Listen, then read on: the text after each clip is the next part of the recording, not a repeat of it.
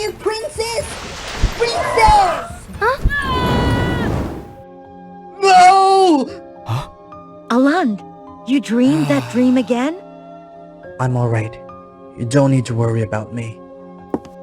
Huh? Do you intend to go there again? Yes, Mother. I'll be right back.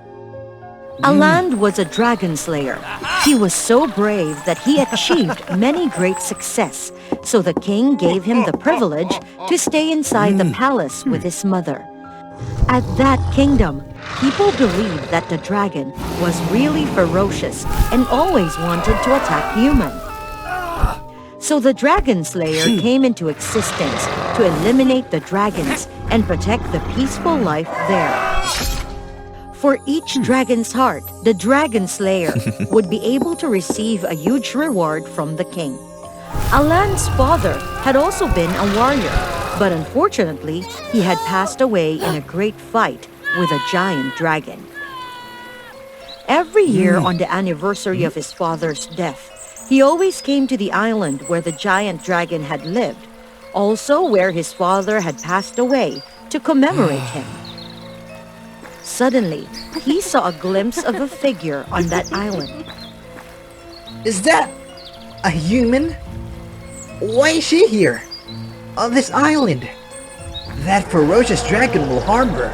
I have to help her get out of there. When the ship landed, the girl suddenly disappeared. Hope that the dragons won't be able to detect her before me. While searching, Alan unfortunately slipped off the cliff.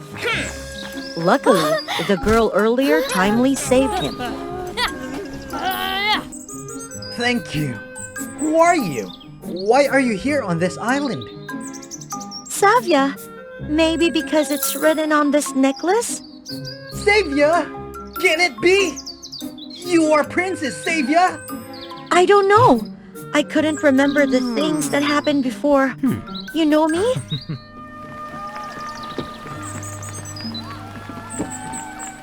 Hurry up, Aland. Princess, that is a battleship. We're not allowed to go on board. We will hide carefully. No one can ever detect. But you always say that you will become a dragon slayer like your father, and this is your chance to know more about the dragon hunting. Huh? Come on, hurry up. We don't have time.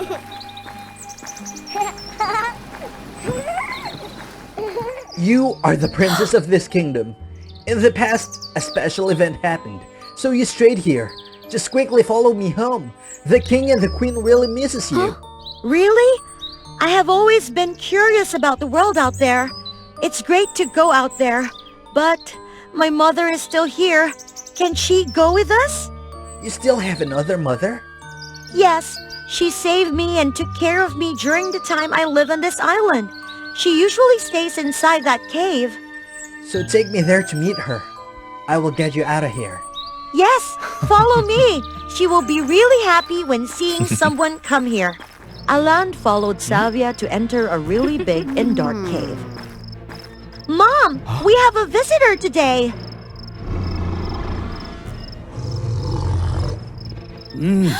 Savia!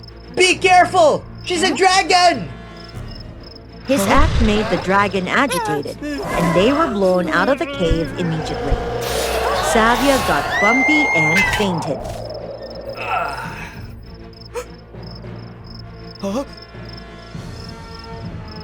Savia! Maybe her foster mom was harmed by the dragon! I have to get her out of here quickly! Alan immediately used a special bomb to fight against the dragon, making their eyes burn, and they would lose the ability of seeing in a short time, giving him enough time to get Savia out. When knowing that Alan had found Princess Savia, the king and the queen were so happy that they immediately went to see them. Waiting for Savia to wake up, Alan told the king and the queen the whole story which had happened on the island.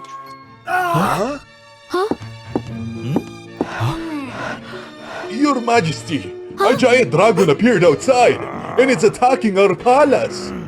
She dares to come here? Queen, you stay here to take care of Xavier. Alan, follow me. Take care.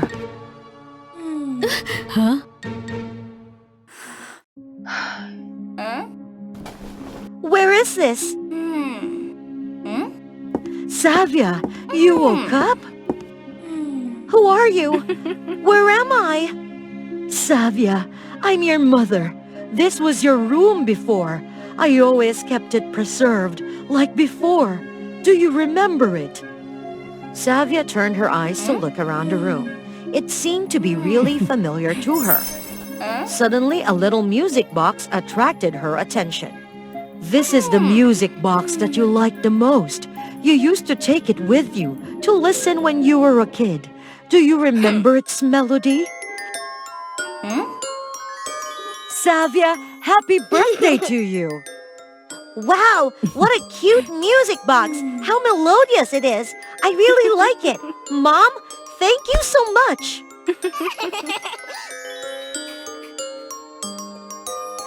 Mom! Savia, my little daughter, welcome back. We missed you so much.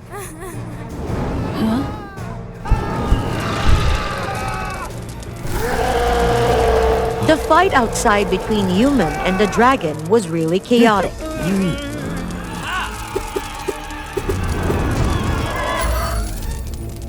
After fiercely fighting for a while, the old dragon seemed to be exhausted, and she was defeated by the human. The evil dragon! I will finish you to get revenge for my father! And for the ones who passed away because of you! Stop it! Savia! Why did you protect the dragon?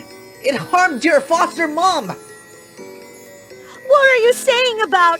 She is my mother, the one who have protected me for the whole time I had been on the island. How can it be? The dragon is really evil. They always try by all means to harm people. No, on the contrary, it is the human who always want to harm the dragon. They just protect themselves. My mother dragon is not the biggest. If the dragons want to attack human, you won't be able to resist. If the human continue hunting the dragons, the day that the dragons rise will come soon. But in all the books, they always say that the dragons are so evil. Yes, but the books are all published by royal family. Maybe we need an explanation from them. Just because of gold. The gold mines of the royal family had been dry for generations ago. If we don't have the gold, the kingdom will soon collapse. Our ancestors discovered that the dragon's heart had the power of generating gold, and that's the only alternative solution. However, each dragon's heart can generate a limited amount of gold. That's the reason why we have to continue hunting dragons. We have never intended to harm the dragons. We just need another alternative solution. For sure, we will never hurt them. I know a place where you can find so much gold. You just need to stop hunting the dragon. Then Savia showed them the location of a grand gold mine deep inside the Dragon Island. The gold reserve there could help the king maintain the kingdom for generations. The human didn't have to hunt dragon anymore. Instead of that, they built a monument to express their gratitude towards the values that dragons had brought to them. That rain brought a small shooting star down on a fairy flower, and under the shining moonlight, a lovely fairy, Alula, was born. She was loved by the elder and her friends because of her gentle beauty of the moon and stars. And especially, every night, Alula will always spend time gathering moonlight, starlight, and singing to help magical creatures as well as humans fall asleep easily and relax. Everyone admired and appreciated her talent. Alula, you are everyone's pride. I believe that by next ceremony, you will have acquired powers and weapons commensurate to what you are sacrificing. However, remember that when bringing the power of the moon and stars to each citizen, you need to keep a cheerful spirit and aura. Don't be negative, because that source of power is very easily influenced by evil. If your power is infected with bad habits, people's dreams will be affected, and they will have nightmares. I understand, and I will always try to do my job well. But she didn't know that she was about to face the dangers that had always lurked for her from the demons, headed by the Demon King.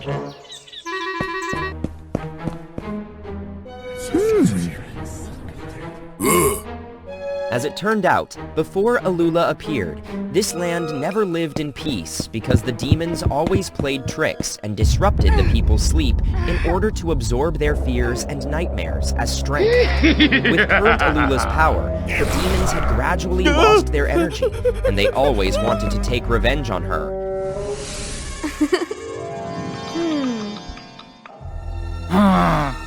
Well, if Alula wanted to make everyone happy forever, then I'm determined to take her down. Therefore, the night before the ceremony, the demons ambushed the path that Alula often went to gather moonlight and starlight, cast dark magic, shoot at her, and then left.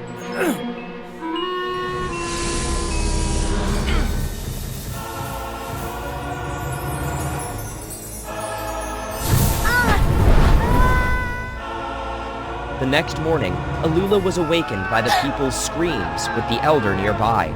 Alula tried to sit up and went to check the situation.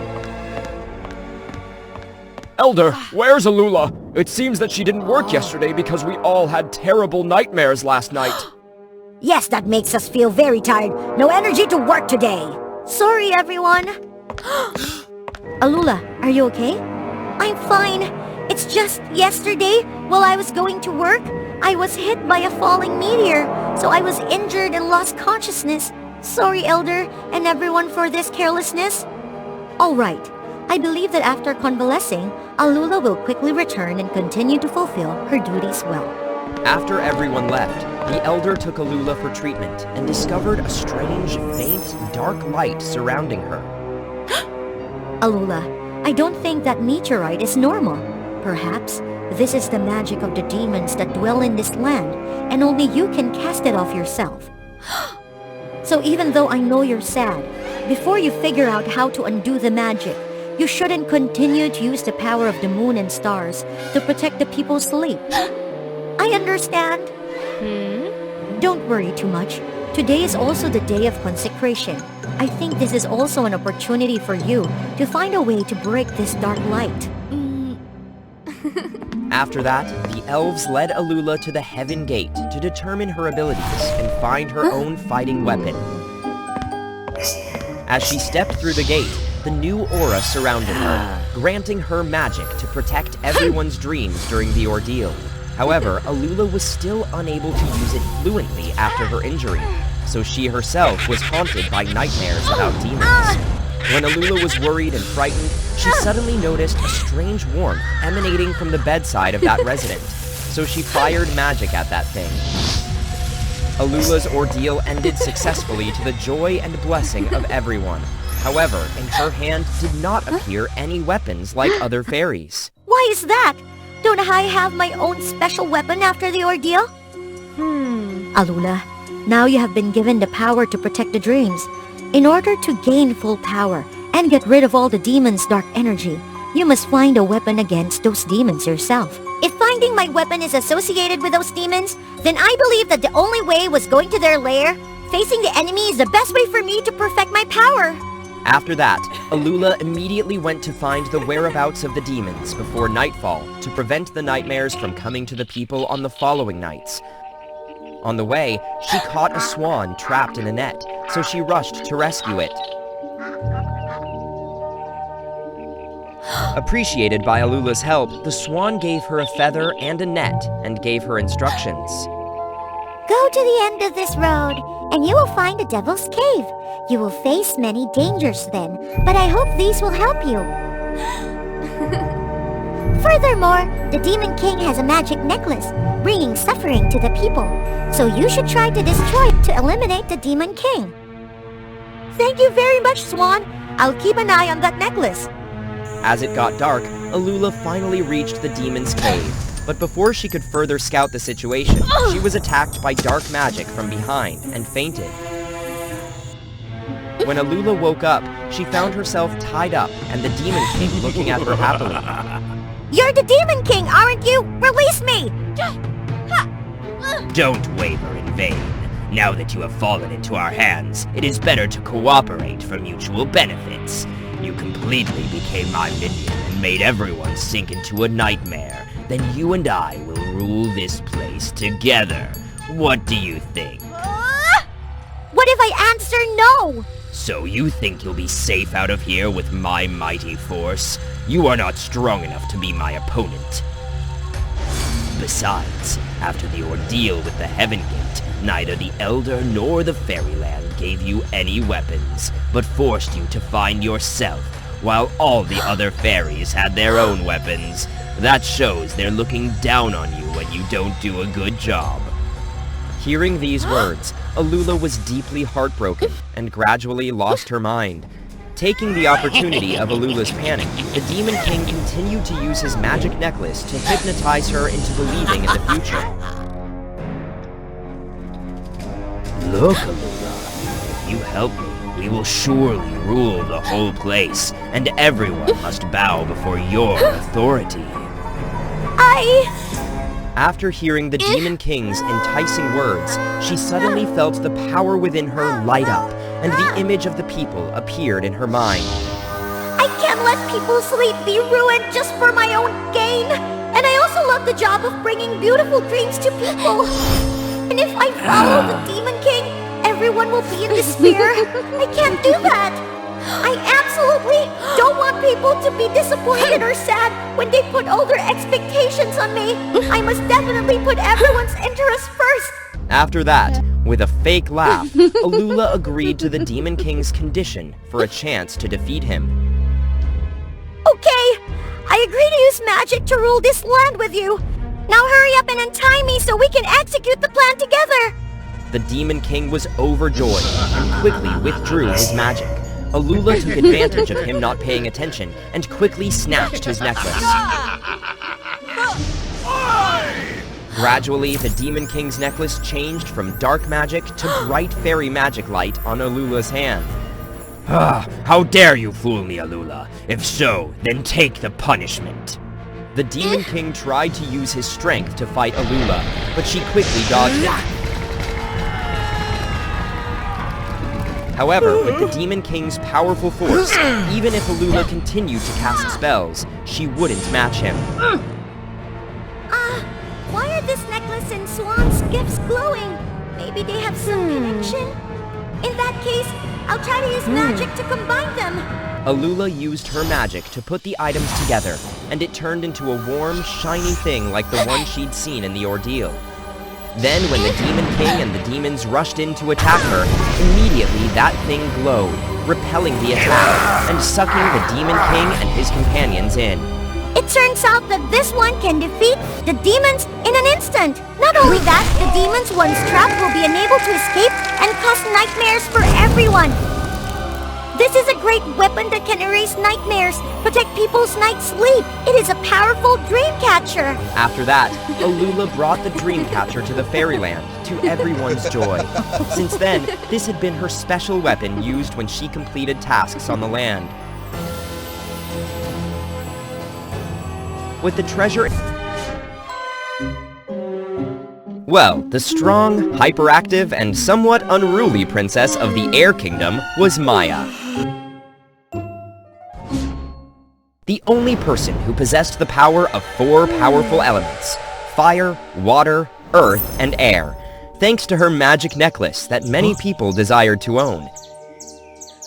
It turned out that many years ago, the little Princess Maya was inherently weak from birth.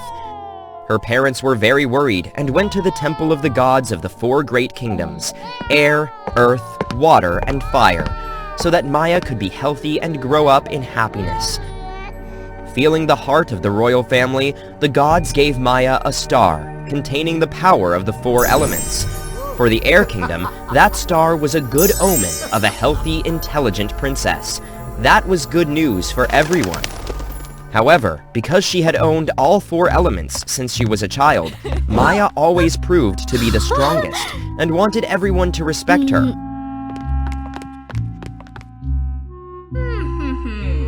One day, when Maya was practicing, she discovered that there was a guy from the Fire Kingdom who was secretly watching her, so she deliberately shot magic at him.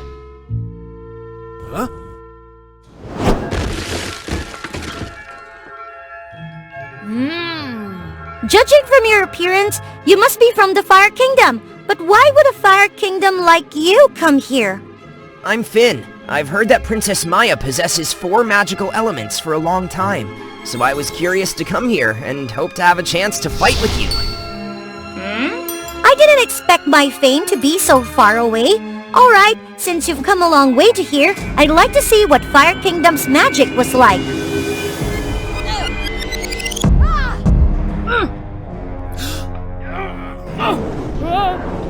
With Maya's ability, she quickly defeated the boy.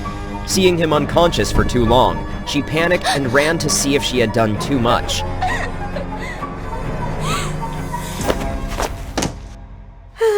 However, when the princess approached, the boy suddenly shot fire at her and snatched the 4-element necklace. Maya lost vision temporarily after being attacked suddenly.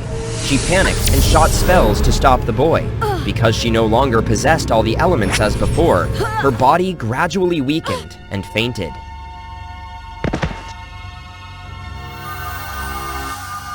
When Maya woke up, she was brought back to the palace by the people nearby, and her parents were also worried as they knew the other gems were gone. Maya's parents tried to find a cure for their daughter and sent someone to find the necklace, but the situation was not positive. However, Maya did not accept herself to be dependent on others, so she quietly left the Air Kingdom to find the remaining 3 gems to regain magic. While Maya was lost and did not know where to go, suddenly the light from the air gem radiated and showed her the way to the remaining gems. Turns out, he went through the Earth Kingdom, the Water Kingdom, and returned to the Fire Kingdom, so I have to hurry to find him. Otherwise, my life would be difficult to keep at this time.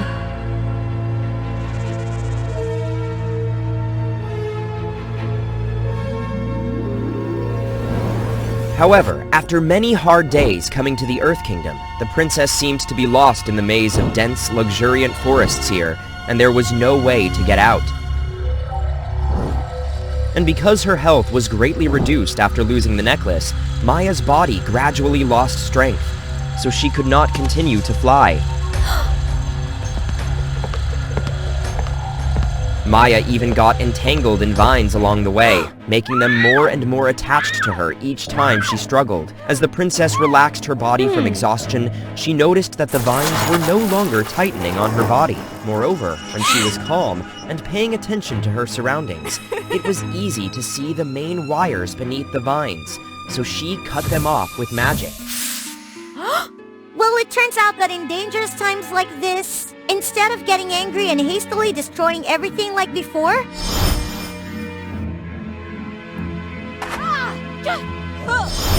then I should focus on observing to find a solution. It's much better. After that, the princess continued her journey to the Water Kingdom, without knowing that from among the vines, a small light suddenly appeared, silently entering her while she left.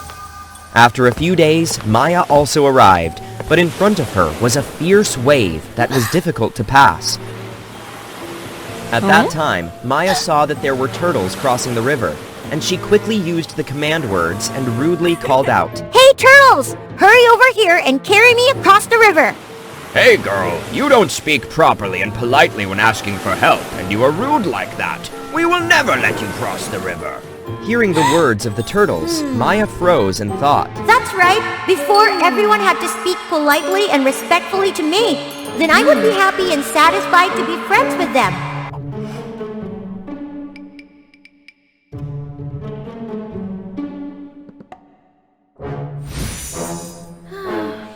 keep this bossy attitude, not only will the turtles refuse to let me cross the river, but I will also go against the rules I want people to treat me before. So Maya hurriedly apologized to the turtles and asked for crossing the river politely. As the princess thought, after hearing the gentle offers of help, the turtles turned around and agreed to take Maya to the Fire Kingdom.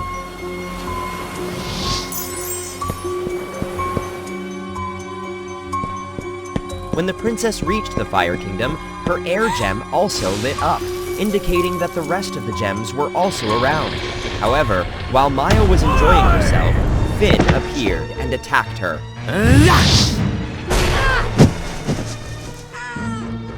Finn!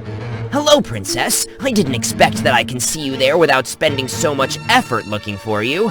Moreover, if you voluntarily give me the remaining gem, I won't fight with a weak person like you. Never! Then don't blame me. Finn then tried to shoot Maya with magic, forcing her to use all her strength and gradually weakening. Knowing that she could not last long, Maya decided to risk her last plan. Finn, despite possessing the 3 gems, it seems that you still spend a lot of effort to defeat me. I think you are the weak one.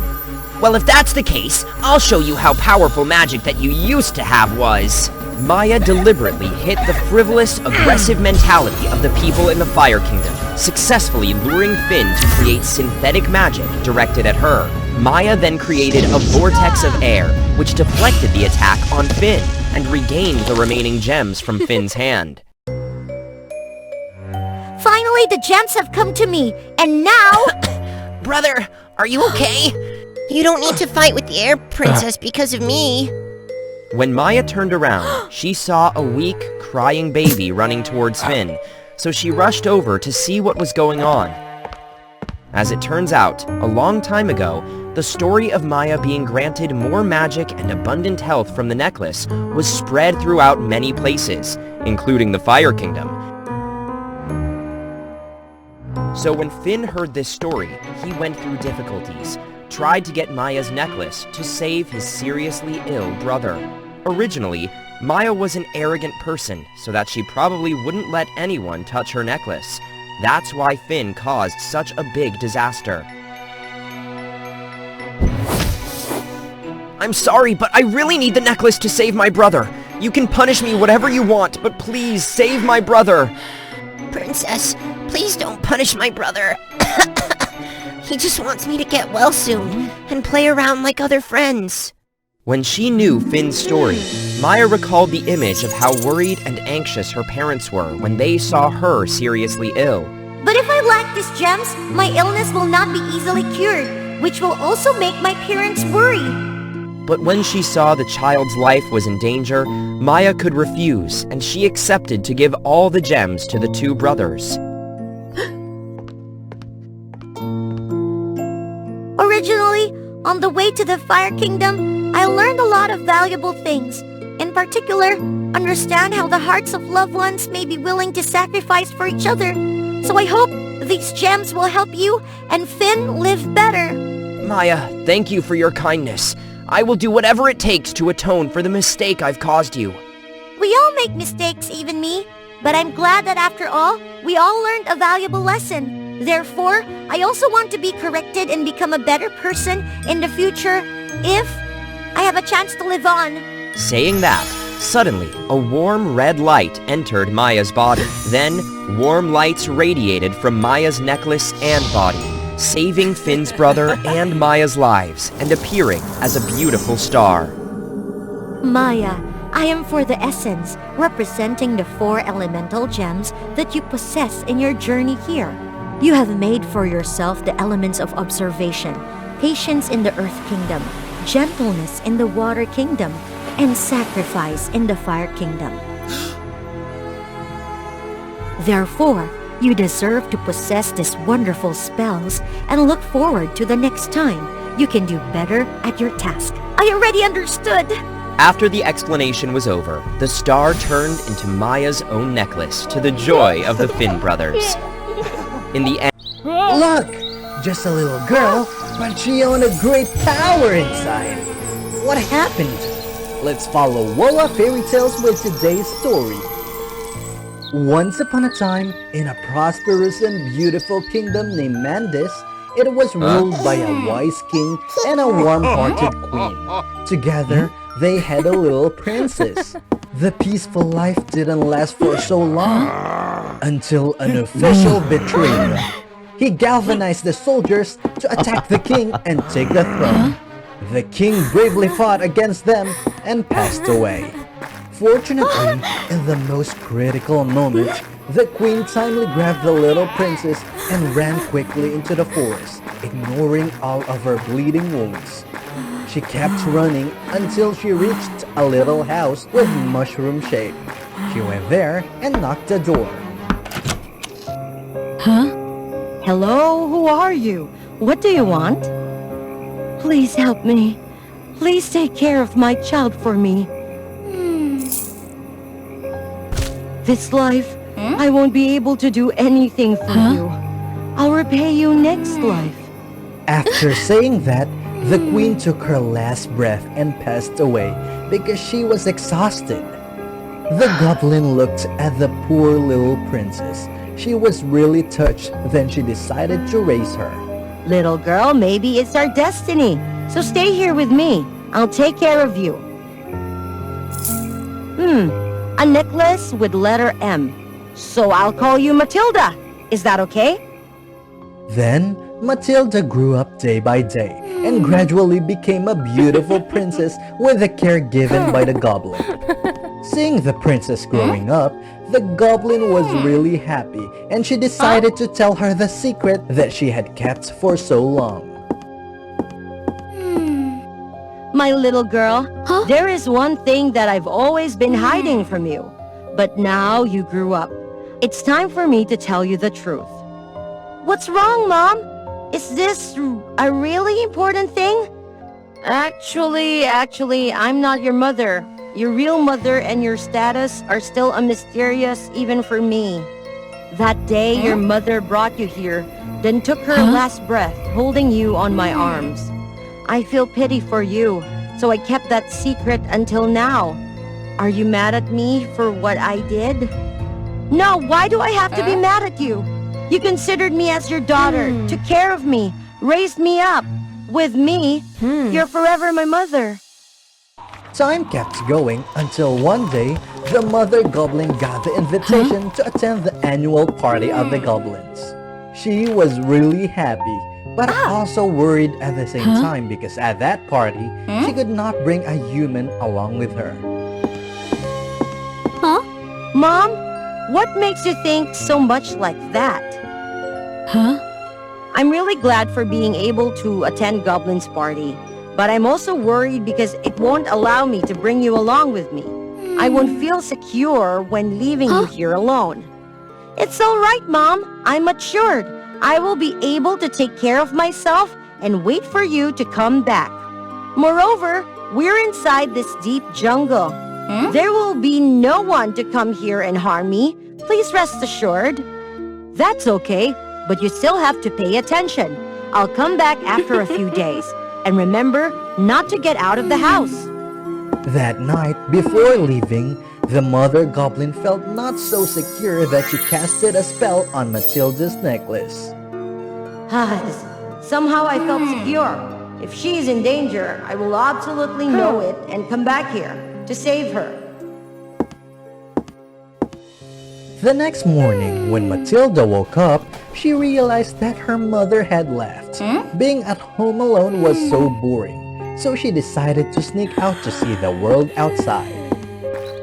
Stepping out of the door, she saw a beautiful 5-colored butterfly. Matilda excitedly chased after it until she ran out of the forest without knowing it. Getting outside the forest, she was really surprised and excited when seeing the people like her, and the strange house which looked totally different from the place where she lived with her goblin mother. Oh my God, I never thought the world outside would be beautiful like this. Or while Mom is away, I can wander around a little bit. Maybe I can get some information about my status. Doing what she thought, Matilda come back to her house, brought all the necessary things and a magic potion which could cure all the diseases along with her for self-defense. Getting out of the forest, Matilda was walking and seeing this strange world outside, and she realized one thing. Apart from the ones who dressed up splendidly, there were still other people who dressed in ragged, sitting along the road. Water, please! Beautiful girl, could you please give me some water? Matilda felt pity for the weak old man, so she used her magic potion to dissolve it in the water and let him drink it.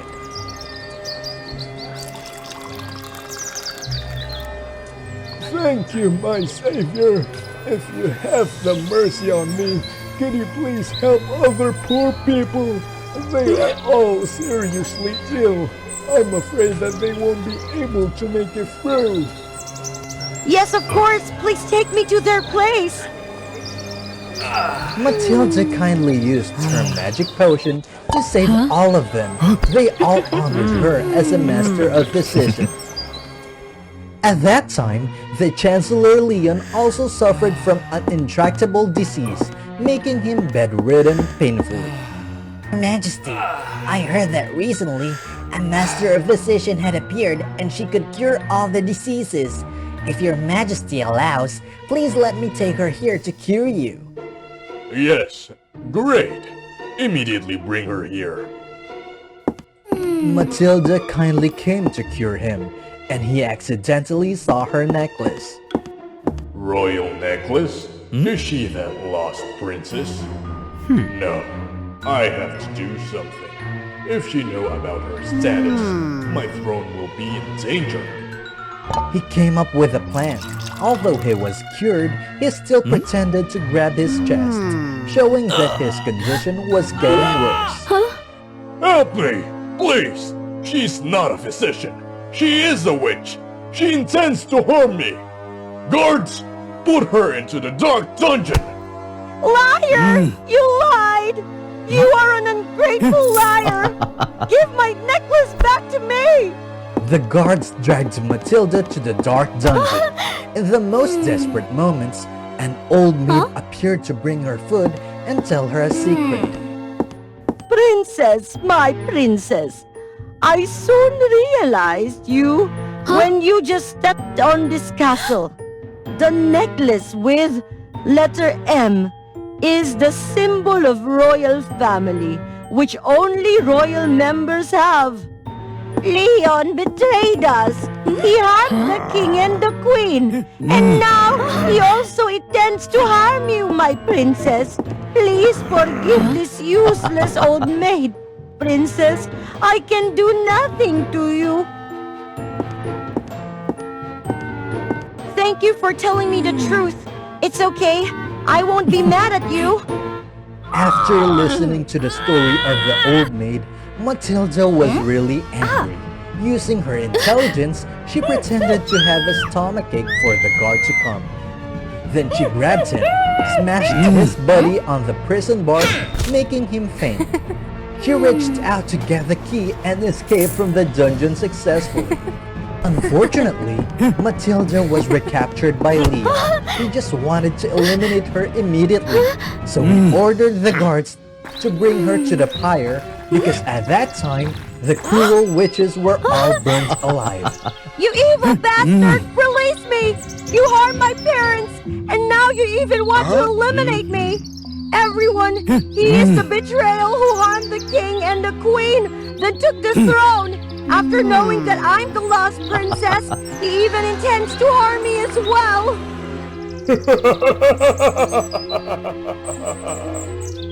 You say that you are the princess, so what is your evidence? You crooked bastard! Leon smirked, dragged her up to the pyre, and tied her up. She is definitely not a witch. She saved our lives. She is a good person. Release her. Release her! Release her! Ignoring what people said, he lights the fire. As soon as the fire started, her potion was broken, and Aura covered her and got her out of the flame. The people also angrily rushed there to fight against Leon to save her, and got injured by his guards. When she saw Leon harm the people, she angrily stepped out to fight. However, she was no match for him. She was immediately defeated and collapsed. As soon as she intended to finish her, the Goblin Mother appeared. She used her magic to bring the necklace back to Matilda. The necklace flew back to her and shone, giving her more power. The Goblin Mother also casted a spell to strengthen that power. Matilda, with her power, went there to finish evil Leon. Knowing that she was their princess, all the people applauded and hailed her. Leon was put into the dark dungeon forever. Matilda took her father's throne with the support of the Goblin Mother. She ruled the kingdom in peace and prosperity forever after. Warrior of the Hawk tribe with bright eyes and strong flexible wings. He always loved and cared for everyone, especially his kind sister Anna. When he knew the Pearl of Life representing the life of the Hawks, as well as Anna didn't have good health from a young age, he did not hesitate to find herbs for her sister in the border areas. One day, while going through the storm, because of her exhausted body, Anna's wings were stuck in the bushes near the eastern forest. David hurriedly flew back to see the situation. However, when David had just rescued Anna, a bolt of lightning struck the cliff, causing the rock to hit his wing and made him fall into the forest. Oh no! David! In the moment David was falling, suddenly the figure of a giant snake passed by him and disappeared. However, because it was raining harder and harder, Anna's health was not stable. Plus, David had fallen into the territory of the snake tribe. Anna was sad and determined to return to find help from her teammates. As for David, after he woke up, he found himself in a strange cave and his body felt heavy from the wounds on his body. While David was about to leave, suddenly a girl with a mysterious scent appeared, anxious to see his wound. You shouldn't move much. Your wound will get worse. Let me help you. Then the girl gently took out the necklace and put a few drops of sparkling water on David's body, helping the wound on his body gradually heal. Thank you for saving me. But who are you? Why are you helping me, and what is this water? Well, I'm Sapphire, a bird without wings with an ugly face. I don't want to reveal it to anyone, so since I was born, I have lived alone in a small cave in this cliff. Besides, I often see you and your teammates flying over here. Today, while I was looking for food, I saw you injured, so I came to help. And this is a magic remedy that I made from precious herbs near this area, capable of helping to heal wounds quickly, so I use it to help you get well soon. Seeing that Sapphire did not want to reveal more, David just nodded, kept the rest of the questions in his heart, and silently observed her day by day. Gradually, David realized that even though Sapphire usually didn't talk or express her feelings, every time she came, she took care of him wholeheartedly. Moreover, he enjoyed spending time with her and realized that she had feelings for him too. After the conversation and healing the wound, Sapphire also gave him a strange fang necklace as a gift. However, David discovered that Sapphire was getting weaker and weaker each time she helped him heal. Sapphire, are you okay? David! It's my sister and comrades. They must have found me here. Oh no! I can't stay here much longer. I need to leave right now. Sapphire, I see. You don't have to panic. No, I'll distract them. Please, find a safe place to leave. Sapphire was surprised to hear David say that, but she nodded and left. As soon as she went out to the back door of the cave, Anna and everyone were already standing there.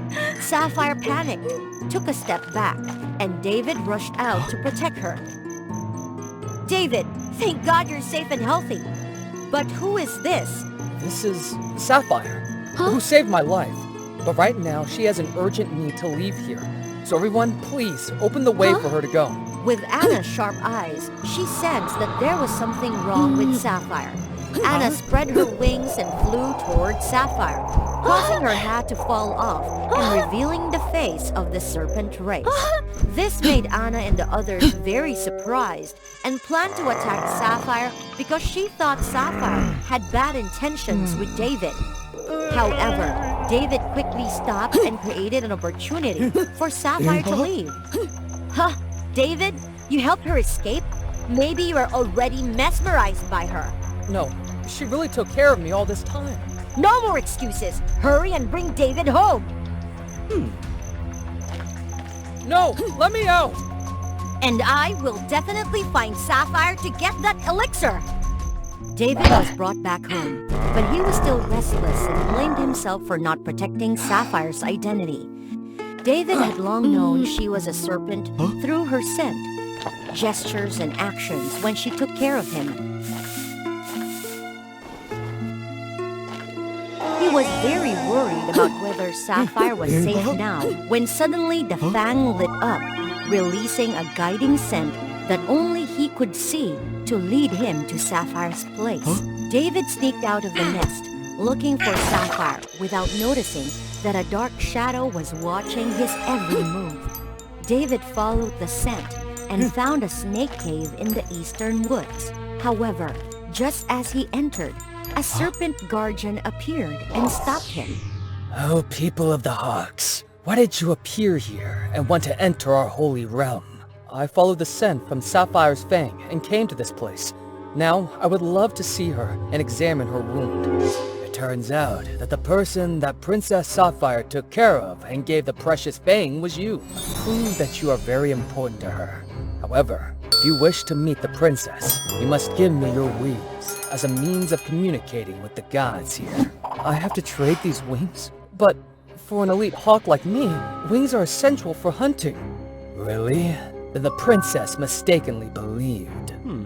However, remembering what Sapphire sacrificed for me, I can't be petty to let her suffer alone at this time. Therefore, I accept to sacrifice these wings. The serpent was startled by David's answer, smiled, turned his wings towards him, and disappeared, leaving David to continue his journey.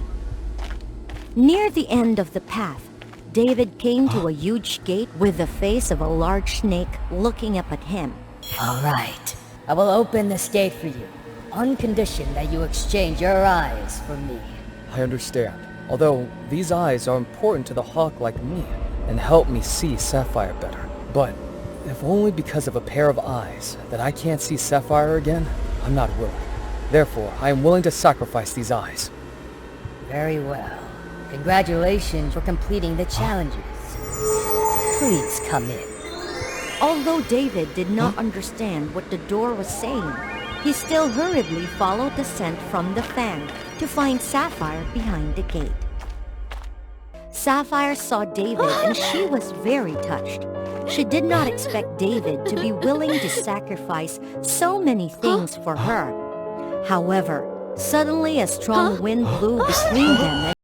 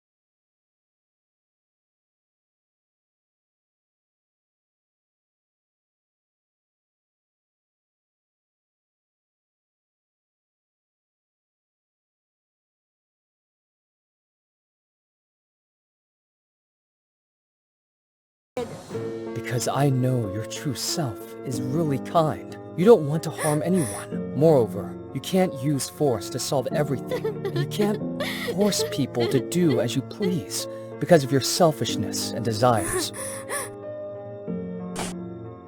David, what are you doing? Because I myself always want the best for you and Sapphire. So, this is my pearl of life. It will help you live. So please, spare Sapphire a way to live. I hope this small gift can repay your support. And I hope you and Sapphire live happily together. David! While David was preparing to leave the regret of everyone, a light suddenly radiated around him. Turns out, the serpent guarded saw David's great heart, so they embodied to save him in front of the happiness of Anna and Sapphire.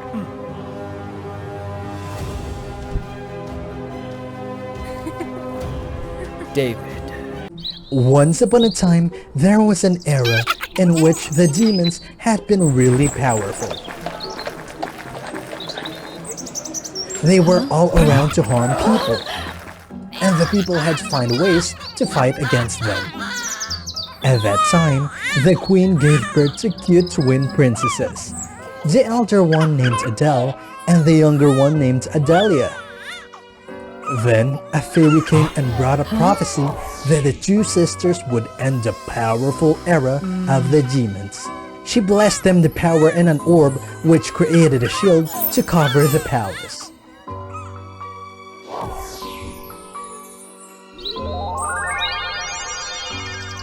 Before being able to fight against the demons, the princesses would never be allowed to get out of this shield. Hearing about the prophecy, the demons thought about all the ways to harm the two princesses. When they were 10, while they were playing in the garden, there was a strange rabbit appeared. Being really excited, Adelia immediately chased after the rabbit. Adelia, you are not allowed to go too far. Yes, I know it. Adelia, stop chasing it. You're going out of the protection shield. It's alright, I'll be back right after I catch it.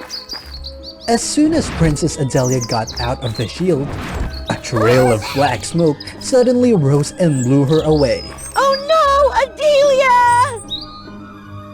Adelia! Losing Adelia, everyone was all sorrowful. Adele told herself that she should be more powerful to get revenge for her sister. Time passed by, Adele became a brave and strong princess. She used the power that the fairy had blessed her to eliminate the demons and help everyone.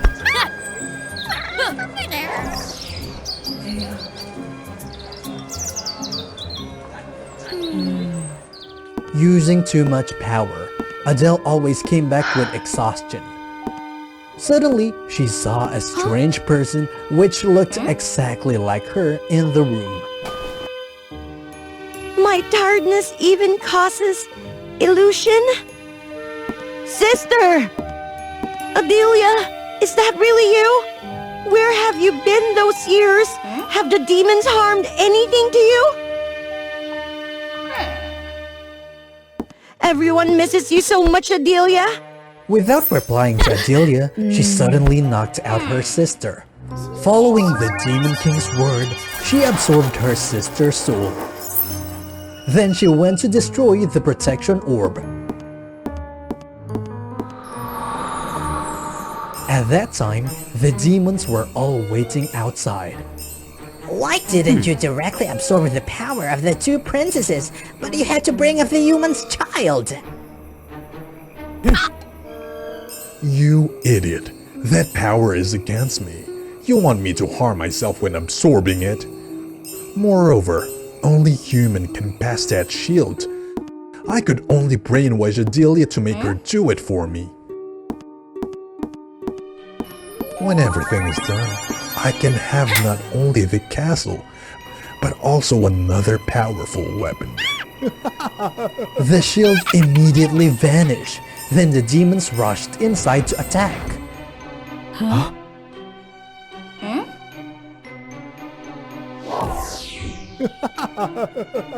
They took control of the castle and captured all the humans. And the worst nightmare, they would never expect that the weapon they created to fight against me will make me my powerful weapon. That night, in her dream, Adelia heard someone call her name. Adelia! She saw Adele coming closer to her. Adelia, don't you remember anything? You are a princess. Why do you help the demons? Your responsibility is to defeat them. The Demon King always said that human is really cunning. You are making me confused. To take my body, right? Don't ever dream about that. Adelia immediately rushed there to attack Adele. With Adele's fighting experience against the demons for years, Adelia would never be able to defeat her sister. Adelia was quickly controlled by Adele. However, instead of finishing her, Adele suddenly held her tight.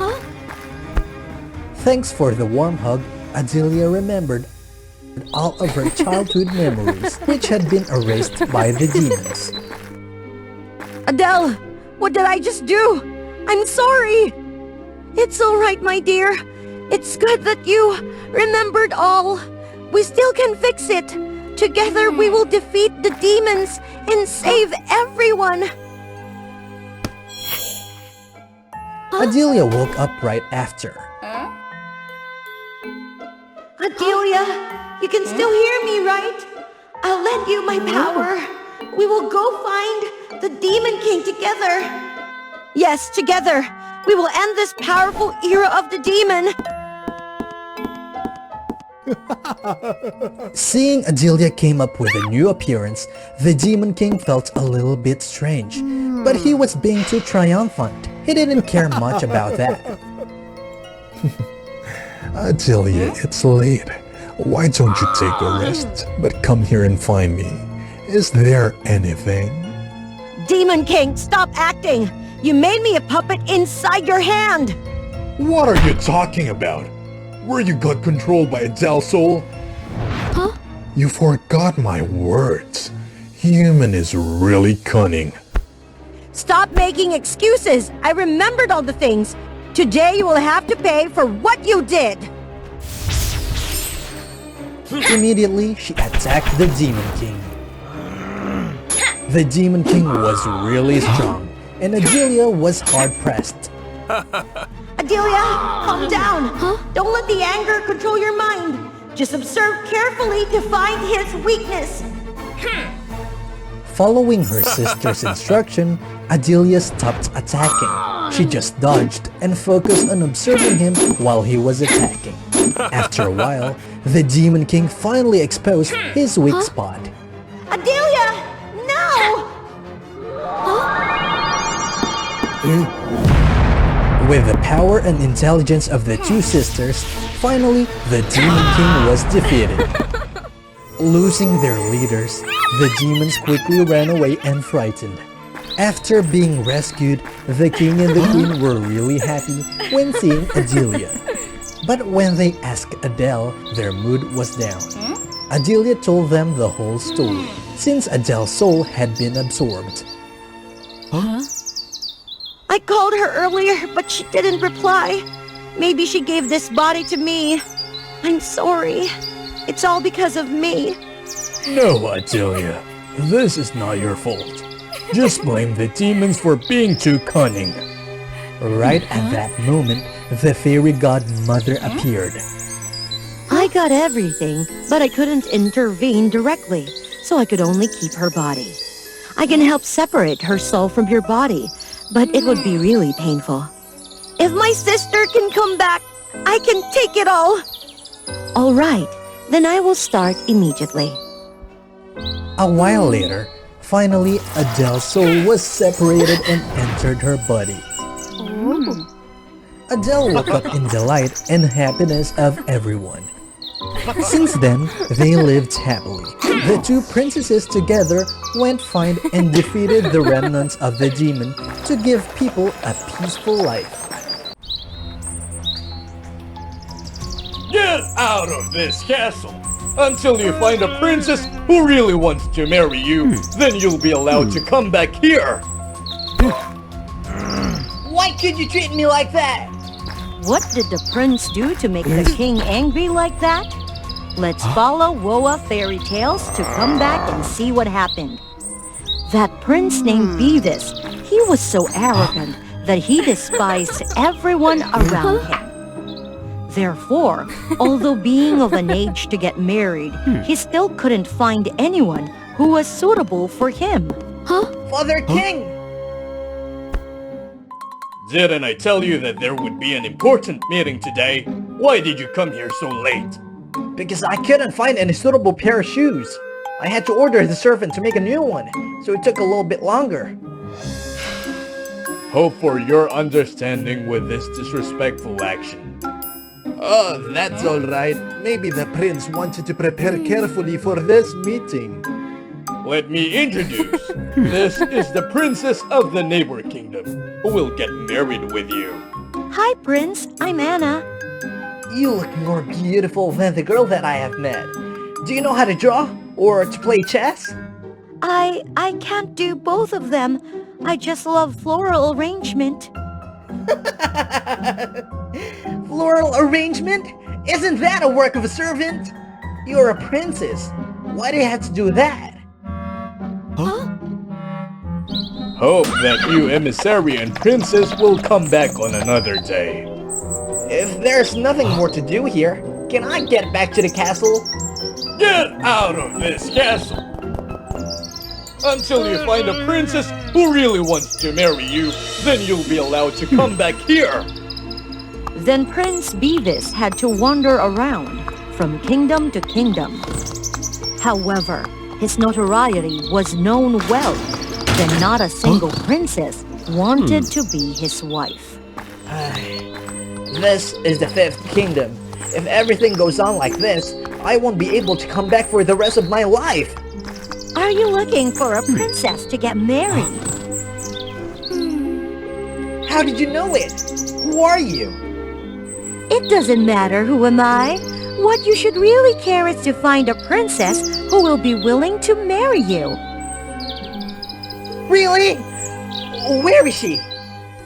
She's now living in the golden castle deep inside the jungle ahead. There's a witch who is weaving the magic strands to wrap around the door to detain her.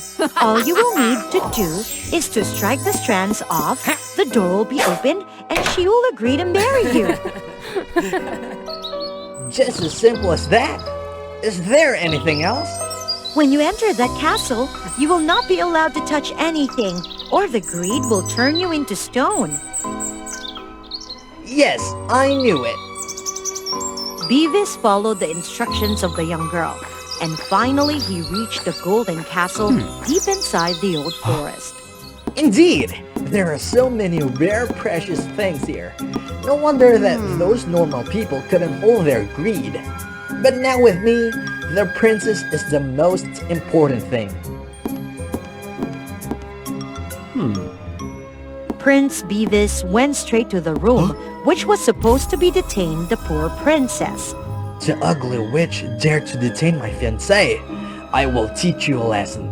Then the prince rushed there to cut off all the strands which were wrapped around the door. Oh no! What are you doing?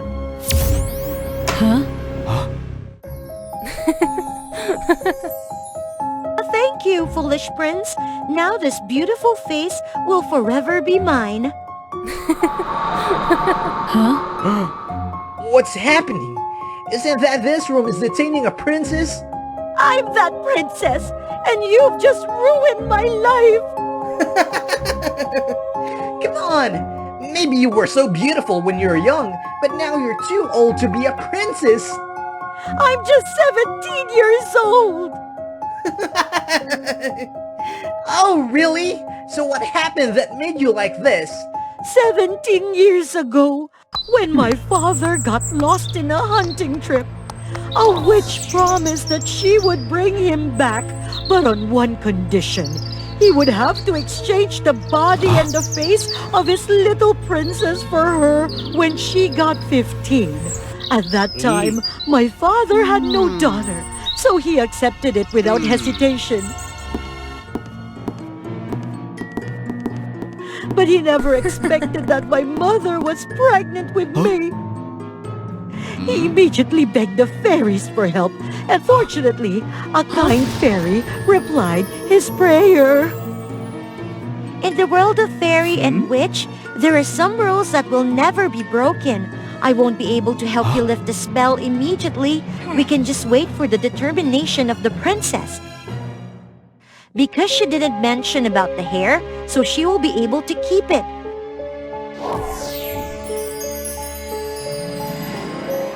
Just plant this magic seed inside a golden castle.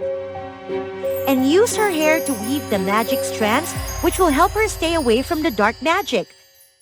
The gold stone will turn anyone into stone when they step inside with the greed. Until the magic fruit is ripe, then the princess can eat that fruit.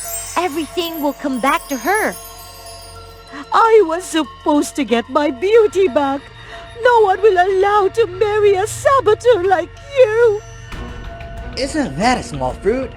I will go and take it back for you. Is that okay? Take it back. You can do it. I, Prince Beavis, swear to this sword. I will take the magic fruit back to you by all means. Okay, just go to the black swamp and bring it here. Black swamp? You've been afraid already. I will never be afraid. Just go. Before reaching there, Beavis prepared a big loaf of meat and a kind of leaf that he picked along the road. What are you doing? What was that loaf of meat for? I heard people said that there was a ferocious monster here. These things will help us. Right at the moment, when they reached the swamp, Beavis threw the prepared meat towards the monster. Being hungry for so long, right after seeing the meat, it immediately rushed there to devour the meat. After a while, it suddenly collapsed. What's wrong with it? That leaf will make them sleep for a while, but not long. We need to hurry up. I never expected that a prince like you knew these things. If you stay abroad long enough, you will be able to learn it by yourself.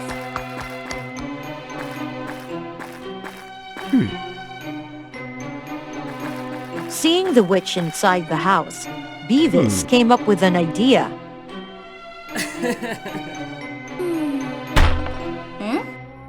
Suspecting that there was an intruder, the witch hurriedly ran out without noticing that there had also been a straw below, so she stumbled.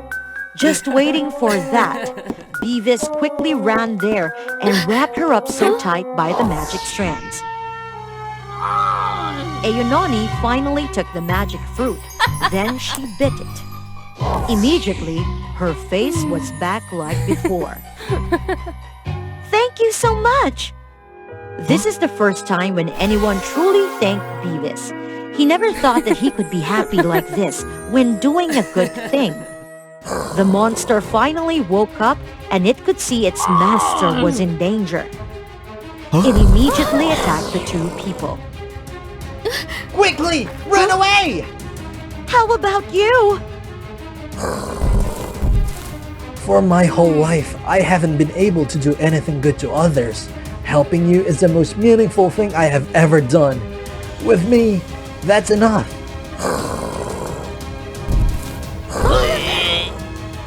Help me tell my father what I did. He will be proud of me. Hearing so, the princess had no other choice but to run away, leaving the prince alone to fight against the ferocious monster. The prince was no match for the monster. It immediately knocked him out. Right at the most dangerous moment, there was a strand coming from nowhere to rope around its neck. It turned out that Eunoni didn't go anywhere.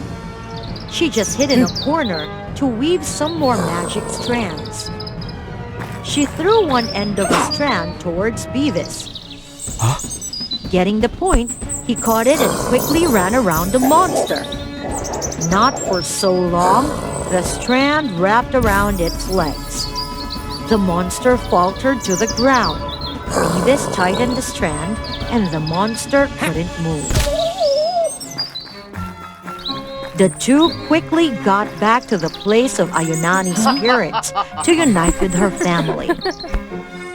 While Beavis intended to leave, Ayunani stopped him. After a long journey, they had different looks at each other, and they gradually fell in love.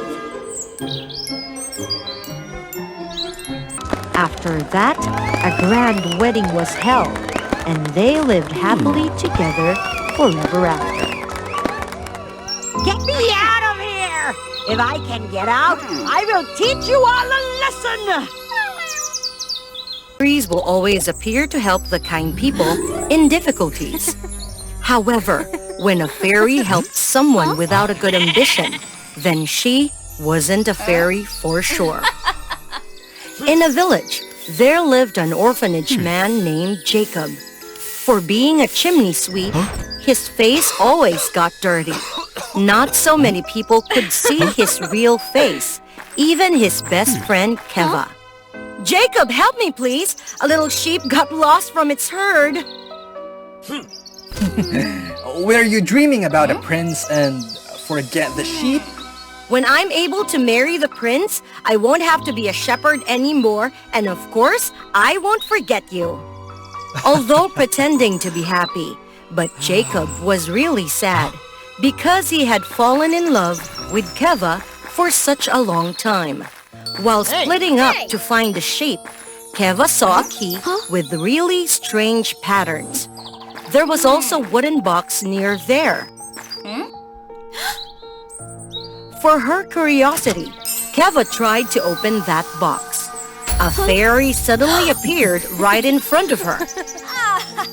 I can listen to your feelings. I will help you become the wife of the prince. Really?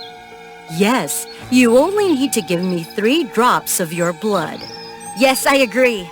While hearing that she could marry the prince, Keva was so excited that she undoubtedly followed the fairy's words. Then Keva received a wonderful dress for the upcoming prom. The fairy also advised her not to tell anyone about that meeting, or the miracle would disappear. At that moment, Jacob had just found the lost sheep. When seeing the dress, Jacob asked, but Keva just turned around and said she accidentally got it. Then the prom came. The dress helped Keva to be the most outstanding girl on that night, and she could easily attract the prince's attention.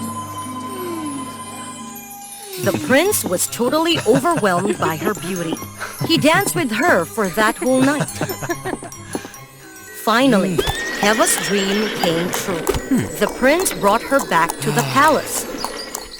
However, being happy not for so long, Keva felt really depressed. Because she had been in the palace for so long, but she still couldn't meet the prince just once. Moreover, although having a sound sleep for the whole night, she still felt really tired the next morning. Keva invited Jacob to the palace and told him everything. Then Jacob advised her to discover the reasons for all those things. After that, in spite of leaving, Jacob secretly hid behind a chimney to wait. When the night came, as usual, the servant brought Keva a cup of milk. She drank it all and became sleepy.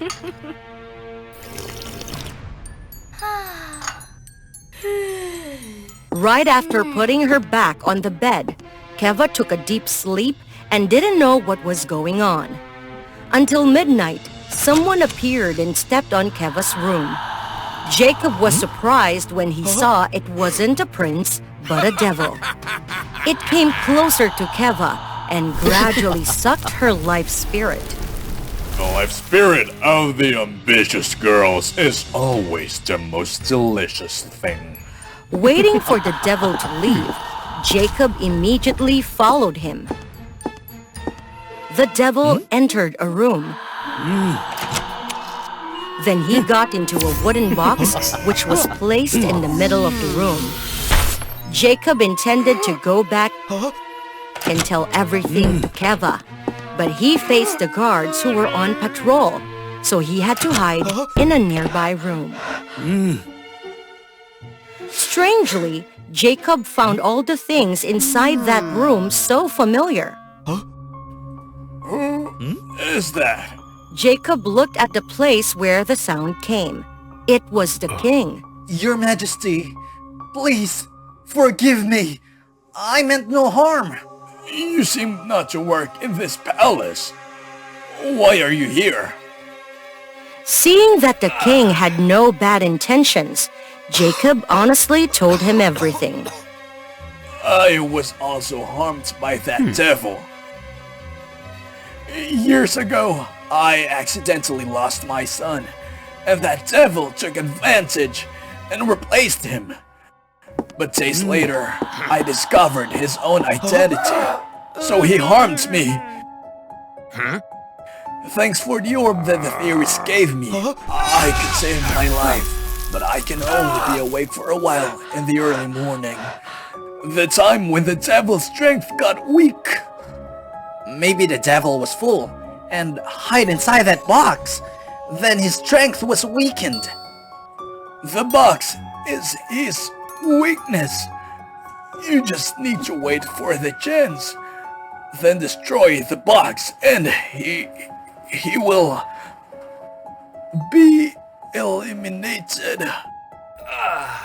After saying that, the king immediately fell asleep. Jacob predicted that the devil was awake, so he quickly ran back to Keva's room. The next morning, waiting for Keva to be alone in the room, Jacob got out from the chimney and told her everything. Just blame me for being too greedy. I desired the things that didn't belong to me, so I put myself in this situation. If you're afraid, I'll find a way to get you out of here. No, if I leave, that devil will definitely go find and harm other girls. Together we will defeat him. Is that okay? So they carefully planned to defeat the devil. When the servant brought milk to her, Keva found the way to distract the servant and poured the milk out.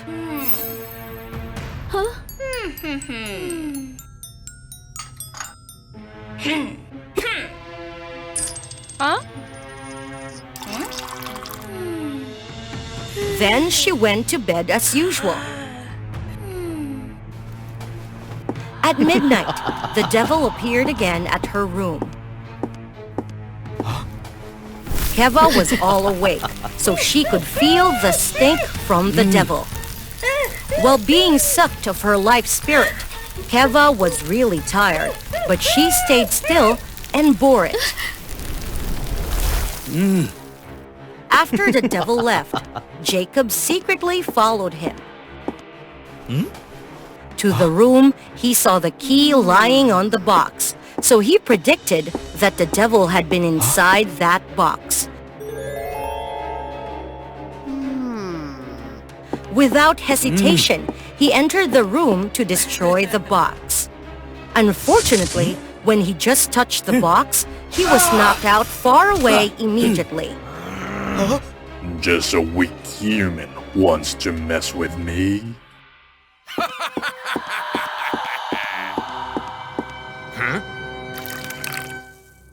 You will have no chance to see the sunlight tomorrow. Suddenly, he felt his body hotter and hotter. At that moment, he realized that Keva had been there and she was burning the box.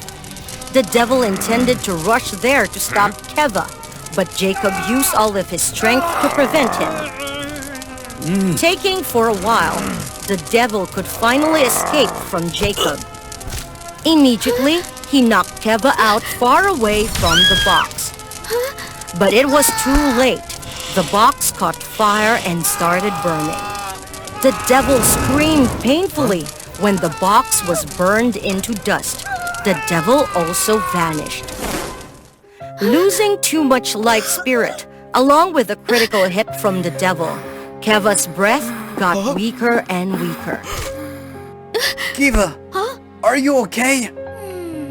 After being in the palace, I was so regretful for leaving you there.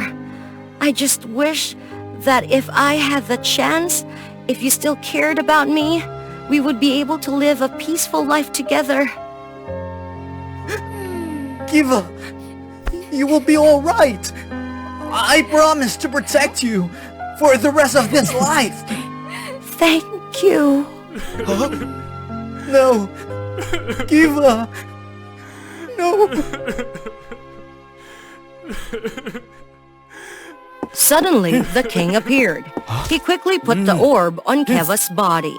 Miraculously, the orb helped Keva gradually regain her life. After that, for showing his gratitude, the king held a solemn party to invite them.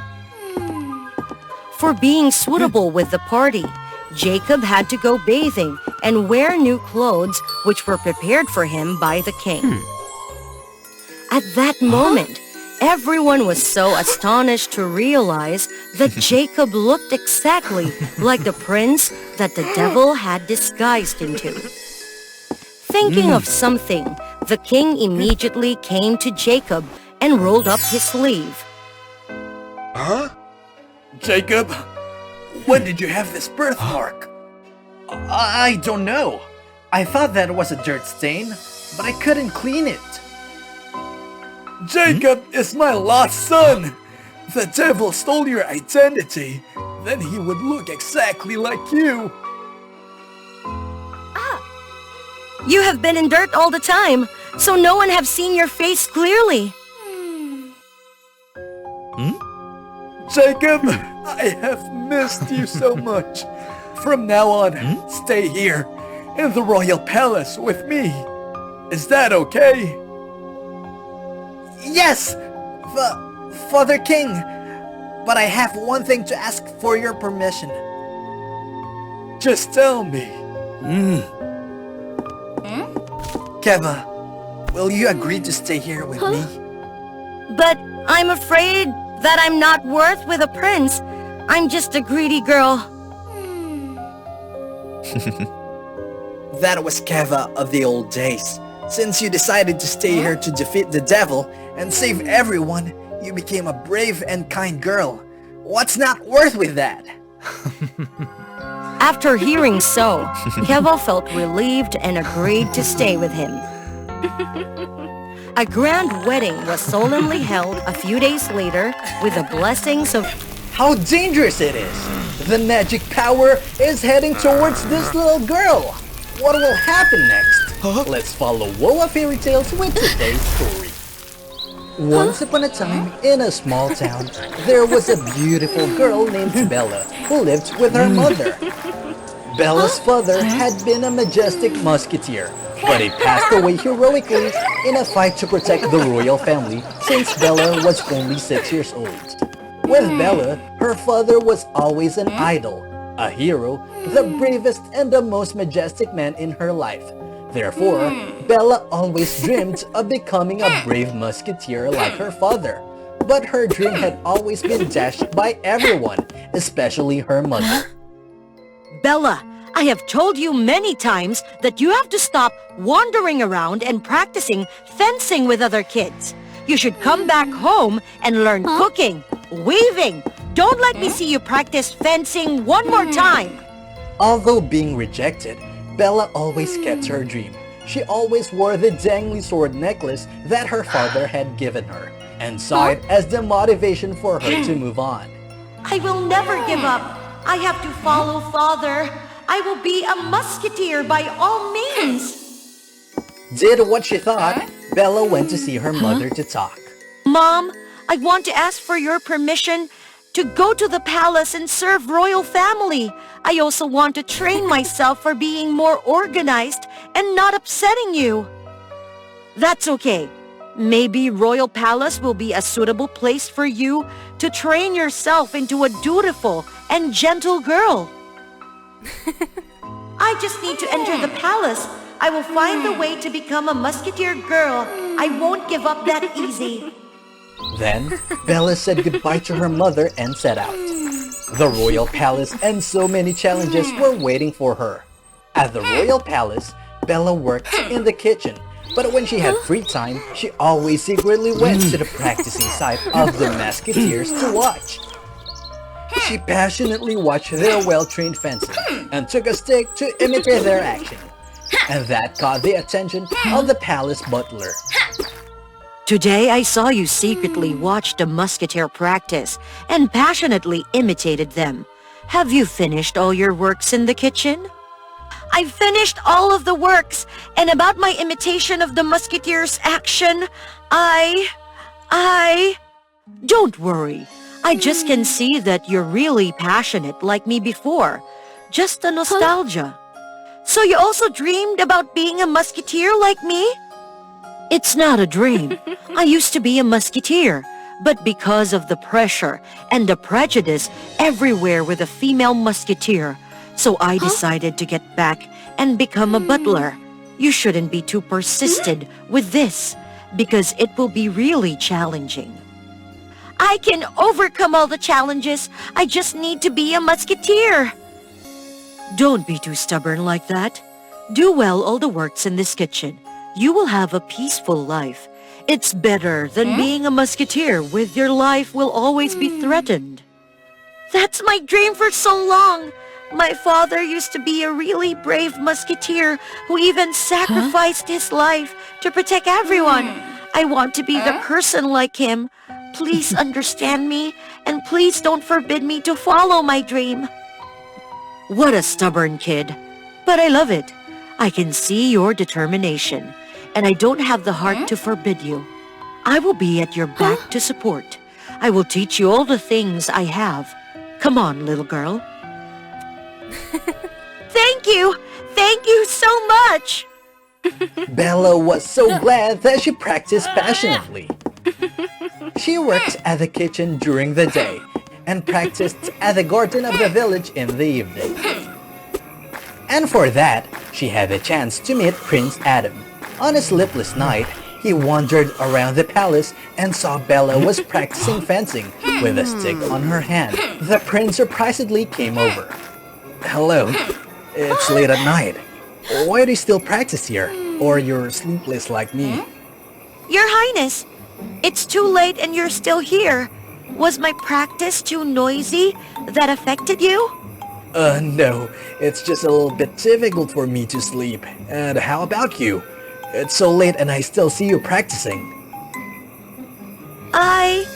I'm just practicing fencing a little bit. Fencing? What makes you so passionate with it?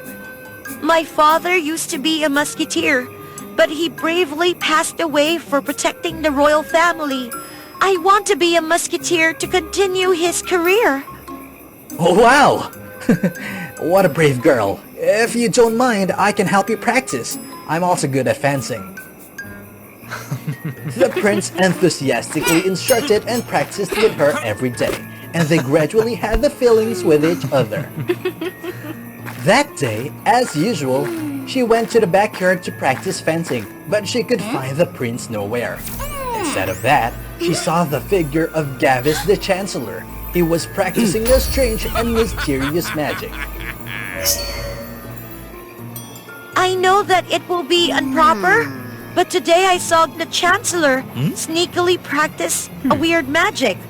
You should be careful. Gavis? Maybe you are wrong. He is a kind and warm-hearted person. He won't harm anyone. Oh! What's wrong with you? You look not good. I'm just a bit tired. Maybe I will have to leave you here to practice. I need to come back to rest. So please get back to your room quickly. Hope that you will get well soon. From the day knowing that the prince was sick, Bella was so worried for him that she brought a cup of tea as a reason to visit him. But she was blocked at the door by Gavis the Chancellor. Girl, you bring tea for Prince Adam, right? I will help you. because I also have something to discuss with him. Bella had to give in. Although she didn't want, she intended to leave, but a hunch pulled her back. She hid behind a wall to watch, and she could see Gavis sneakily took out a potion and poured it into a cup of tea. Predicting that the potion had problems, Bella immediately rushed there and intended to accuse him. But she didn't expect it that the cunning Chancellor quickly pressed the potion into her hand. People, quickly capture her! She intended to poison the prince! It's not me! It's the Chancellor who did it! And blame me! You have to believe me! The evidence is so clear. How could I believe you? Gavis is my uncle! He will never harm me! Guard! Take her to the dungeon!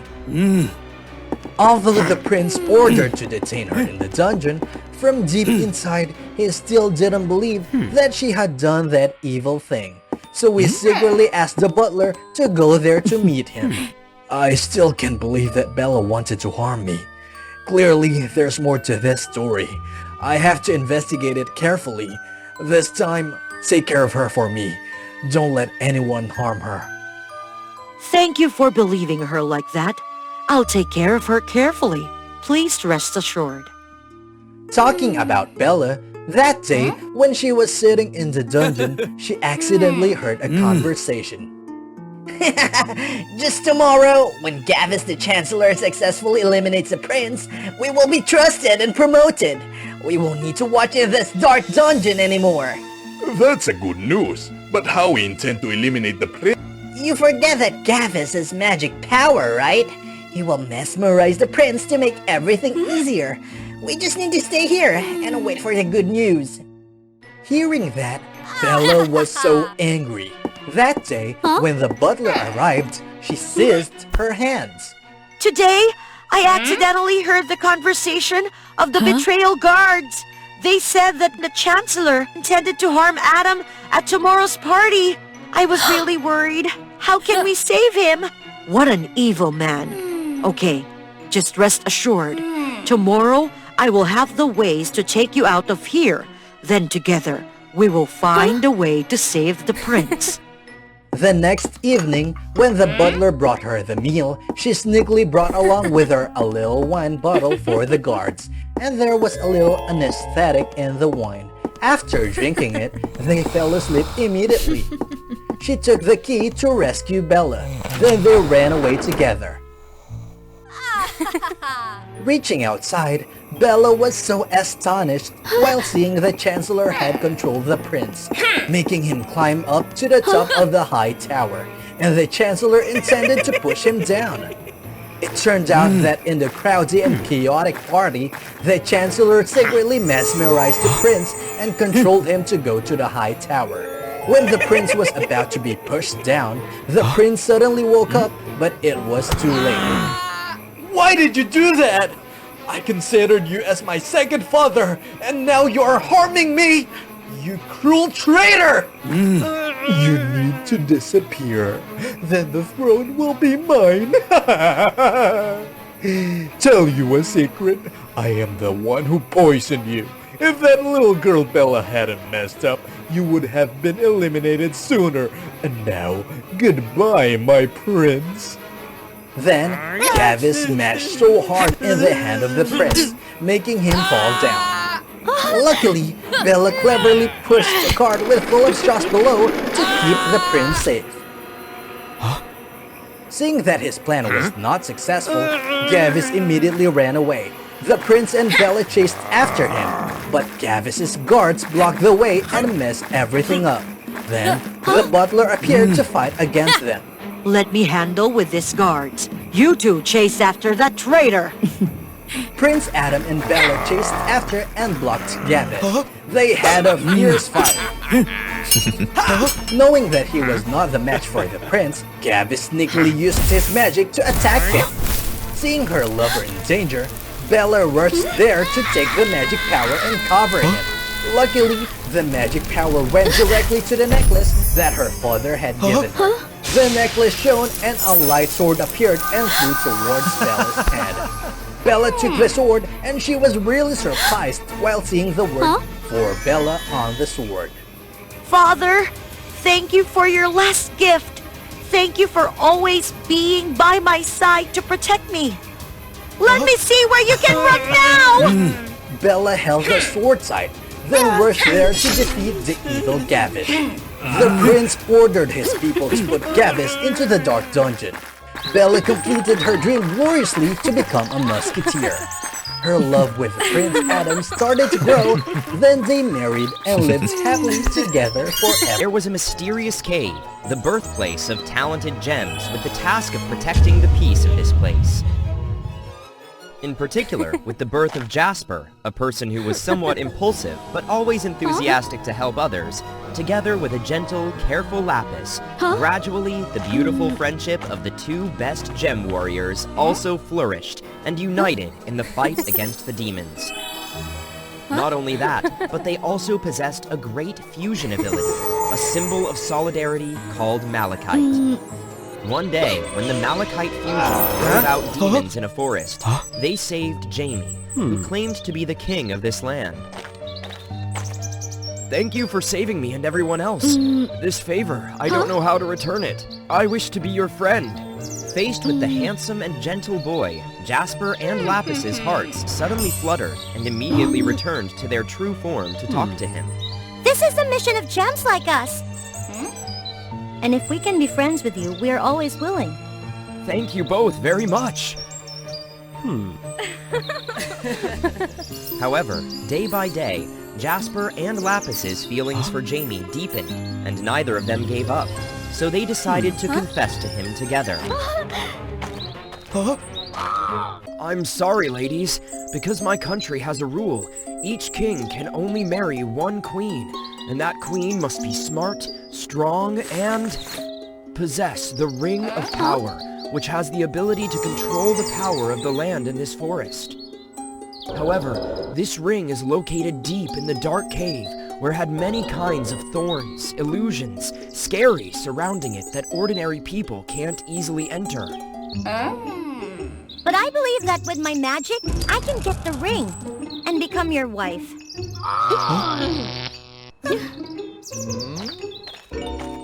Then Jasper and Lapis attempted to fuse into Malachite to make it easier to get there, but they failed.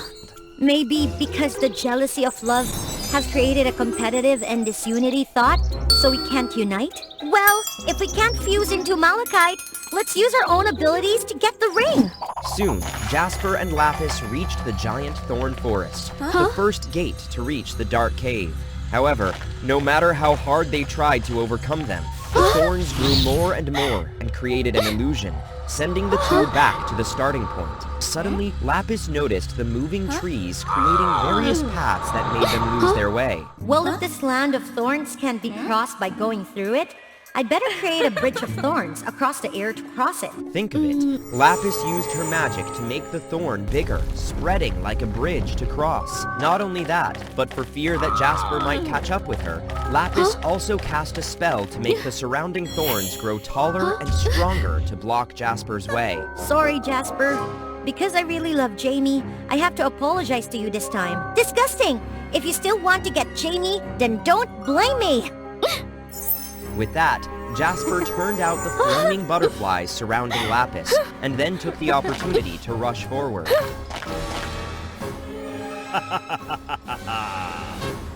Finally, that bridge also led to the dark cave where the Ring of Power was kept. However, when Jasper was about to go in to get the ring, she was stopped by a magical wall, and at the same time, the guardian god of the ring also appeared. Little girls, you must be like many others want to come here to find the Ring of Power. However, the owner of the ring must be a wise person. So if you can answer this question of mine, I'll let you in. And remember, you only have one chance to answer. I understand. Please tell me the question. What is underwater and on fire? Not boiling, but only dry. Standing full at night and hiding during the day. What? Eager to get inside, Lapis had already caught up. Jasper hurriedly replied, Is it a volcano? No, firefly, not a... Sorry, your answer is wrong. Next person. After the puzzle failed, Jasper looked sadly at Lapis, who was also pondering the answer. Huh? Well, I'm sure Lapis wouldn't know the answer either. It's an oil lamp. The one that Jasper gave me the first day we met. The answer is absolutely correct. Please come in. The sentinel immediately turned out the flying stones that led to the Ring of Power, and then disappeared. I'm finally getting the ring, but why? Why do I feel so sad? Is it because Jasper isn't around? When Lapis was about to return to see Jasper's situation, suddenly Jasper jumped up and used magic to control Lapis. Jasper, let me go. I don't want to hurt you. No! If I let you go, you'll have Jamie's love. Because they were not paying attention during the scuffle, the two of them accidentally caused the ring pillar to collide, resulting in a big tremor in the cave. This caused sharp stalactites to fall towards them, as well as the Ring of Power. Careful! It was when Jasper reframed that she suddenly understood the urgency in front of her. One side was her best friend Lapis, who was about to fall into the thorn trap below, and the other side was the ring that was in danger of being destroyed by a large rock. While Jasper was about to choose the ring, she accidentally saw her reflection on the ring pillar and was startled. Why? Why did I end up like this? For a ring? To abandon my best friend who is willing to sacrifice herself for my own sake? No, I have to save her! After contemplating what just happened, Jasper decided to choose to save her best friend. However, while Jasper was trying to pull Lapis's hand up, someone suddenly jumped by, using the two as a springboard and keeping the ring safe. I finally got the Ring of Power! Jamie! As it turned out, it was Jamie, a demon disguised as a human, who deliberately made use of the magic of Jasper and Lapis from the beginning to obtain the ring. He had followed and watched Jasper and Lapis all the way here, and waited for the opportunity to claim the treasure. Disgusting demon! Because of you, I almost lost my best friend. We will definitely beat you. That's awesome! But now let's see how the magic of the ring will defeat the warriors of the Gemland. Having said that, Jamie summoned his power and split Jasper and Lapis into two to prevent them from forming malachite to defeat him. Jasper and Lapis struggled, but the ring's magic was too great for them to turn the tide. Lapis, I'm sorry for trusting a bad guy to treat you badly. I was so immature and thoughtless that I acted so rudely. Jasper, I'm also sorry for believing too much in love without thinking and accepting to confront you. Although you can be quick-tempered and impulsive at times, but your nature is a kind person who is enthusiastic to help people. So I am very happy to be friends with you. Even if I have to sacrifice, I will still hold your hands tightly, like before. Despite the magical distance created by Jamie, Jasper and Lapis still managed to reach out their arms toward each other. In the end, their powerful beams of light touched each other and helped them fuse into malachite. Jamie, give back the Ring of Power and surrender! Well, even if you become malachite, I won't lose easily. Jamie used the Ring of Power to direct the sharp stones towards malachite.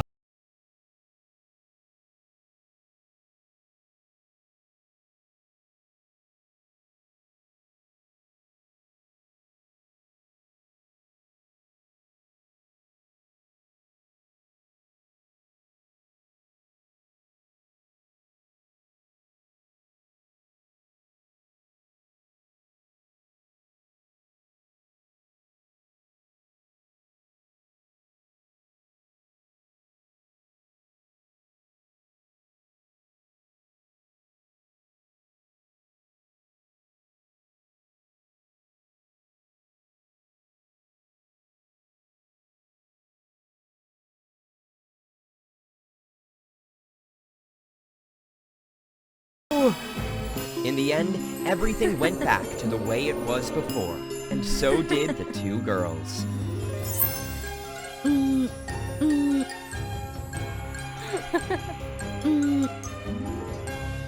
Jasper, thank you for giving us hope to win over Jamie. No, it should be thanks to both of us who have just experienced a valuable lesson about friendship and knowing the value of trust, forgiveness, and mutual respect. And now once again, let's be good friends. Let's move forward and develop ourselves together. Since then, Jasper and Lapis had continued to accompany each other on the next... Oh, the giant wolf wants to swallow the little girl and those brave gods? What's happening? Let's follow WOA Fairy Tales with today's story, little kids. Once upon a time, in a beautiful kingdom called Linoman, there lived a wealthy and talented king. His wife passed away prematurely, then he had to raise his daughter, Scatty Princess, by himself. Although being a talented king, a good father who loved his daughter, Lino was too egoistic. One time, when Odin wandered around the earth, he forgot his spear there. Seeing that, King Lino immediately brought it home. With the god spear and the wealth in my hand, my prosperity may be more than the gods. Those words reach Odin, the supreme god, making him really angry.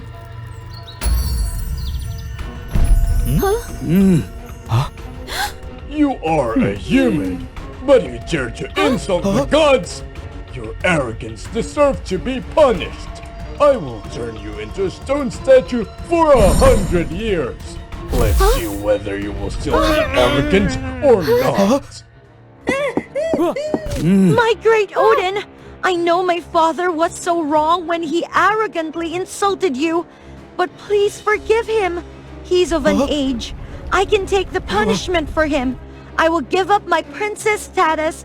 I voluntarily go to Asgard to be your slave. I just want to ask you for forgiving my father this time. I can see you are a dutiful daughter.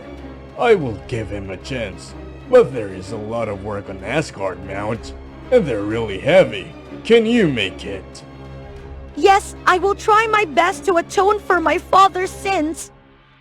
Odin agreed to bring Skadi to Asgard. From that moment, a hard and difficult journey was opened up before the little princess. Skadi followed Odin to the top of Asgard and started her works. She had to work over from dusk till dawn, even the hardest work. Moreover, some of the goddesses also whispered to gossip about her. Once, she was carrying the water jar. Suddenly, a goddess tripped her. She lost her balance and fell forward. Luckily, Nord, the god of wind and sea, timely catched her. He held Skadi on his lap. They looked at each other passionately. Skadi was astonished for the while, then shyly pushed him out. Thank you! Working for a long time, Skadi really missed her home. My great Odin, I've been away for so long. My father is weak and old. Could you please have mercy on me and allow me to visit home? Yes, but you can leave for just one day. Thank you so much. I promise to come back here on time. After coming back and making sure that her father and the people were all safe, Skadi quickly went back to the foot of the Asgard for Heimdall to bring her back and continue her work. On the way, while crossing a forest, she accidentally heard a group of giants discussing about the plan of attacking Asgard. Skadi hid and waited for the giants to leave. Then she ran fast to the foot of the mountain. After reaching the top, Skadi immediately told Odin about what she had seen. Thanks to Skadi's warning, Odin could set up everything to prepare and quickly defeated the giants. Skadi, thank you so much. Your information saved Asgard from a great danger. To thank you, I want to grant you a love affair. By the way, There are so many gods of Asgard who are still single. Just choose a guy who makes you feel that he will bring you happiness.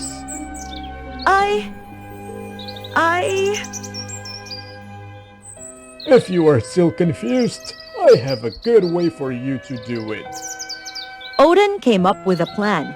He hid Skadi along with other two goddesses, only their hands were revealed. The gods who willingly chose the hand of Skadi would become her husband. Nord voluntarily took the first turn, and he was able to choose Skadi's hand. From that moment, they became spouses. Skadi didn't have to work hard anymore. She moved to the palace of the god of wind and the sea, enjoyed a happy life. However, she still felt guilty because she had just met Nord for a short time. She didn't really love him. Nord also realized that, so he treated her more gently. His gentle manliness gradually made her love him. Nord, winter came. The snow outside became thicker. I used to love skiing while I was with my father before. Do you like to go skiing with me? Of course. Let's go. They happily skied together and shared joyful moments, but they didn't know that from the faraway island. The giants were really bitter for losing the fight.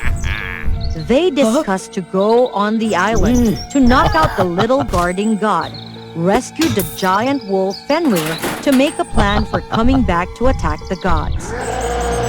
At that time, Skadi and Nord were so happy together. Nord even took a gilded bow to give Skadi. Skadi, this is a magical bow, a treasure of my mother. She told me that I could only give it to the one I love the most. And it's you. From now on, this bow will always be by your side to protect you. Like me. Sadly, their happiness didn't last for so long. Then the giants were back. This time they brought a massive army, and also the ferocious giant wolf Fenrir. Because the surprising attack, the god could prepare nothing. They just went out with their pure nature and power to fight against the giants and the wolf. Skadi, I have to go now. Asgard is in danger. Remember to stay here. You're not allowed to go anywhere. No! I cannot let you go alone! Let me go with you! Come on, listen to me. My happiest thing is your safety. Right after that, Nord went out to fight. Skadi was so worried that she followed her husband. The fight was really fierce. Both sides reserved the balance.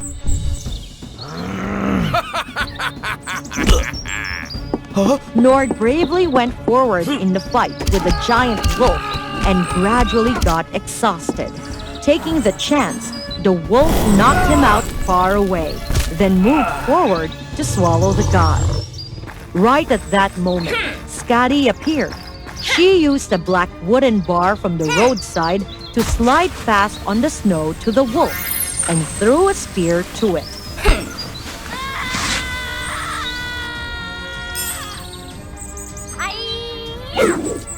However, the spear was too small to make it feel any pain. It smirked and came closer to Nord. Skadi was so panicked that she rushed there to hug her husband so tight to cover him. Suddenly, a light appeared and knocked the wolf out. The bow slowly flew up and floated before her eyes.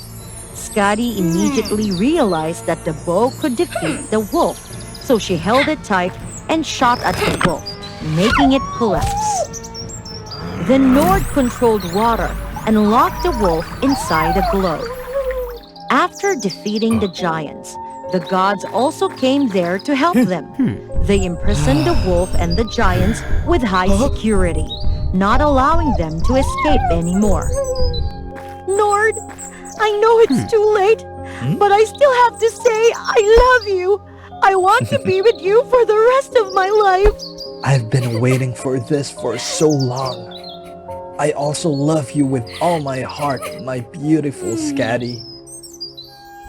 My brave Scatty, you saved Asgard once again.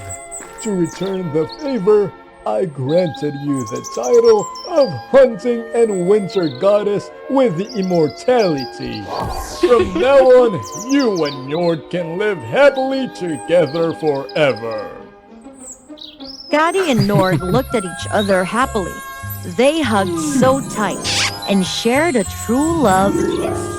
From that moment, they lived happily together forever after.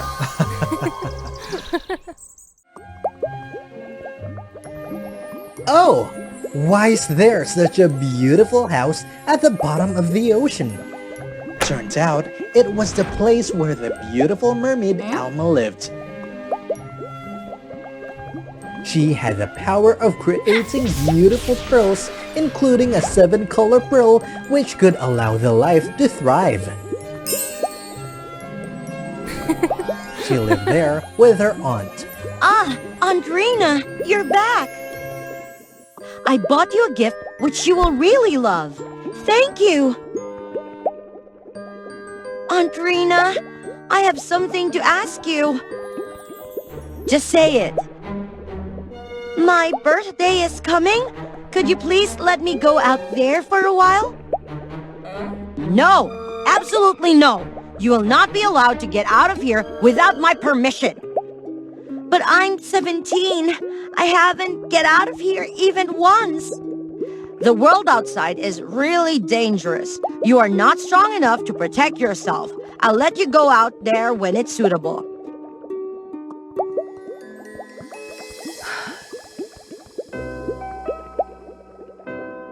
Huh? Festival? What is that? They invite all the mermaids? It means that there are also so many mermaids out there. They look so happy. But why Aunt said that it was dangerous out there, or... Because of the curiosity, the next day, Alma decided to sneak out of the house without letting Aunt Rina know.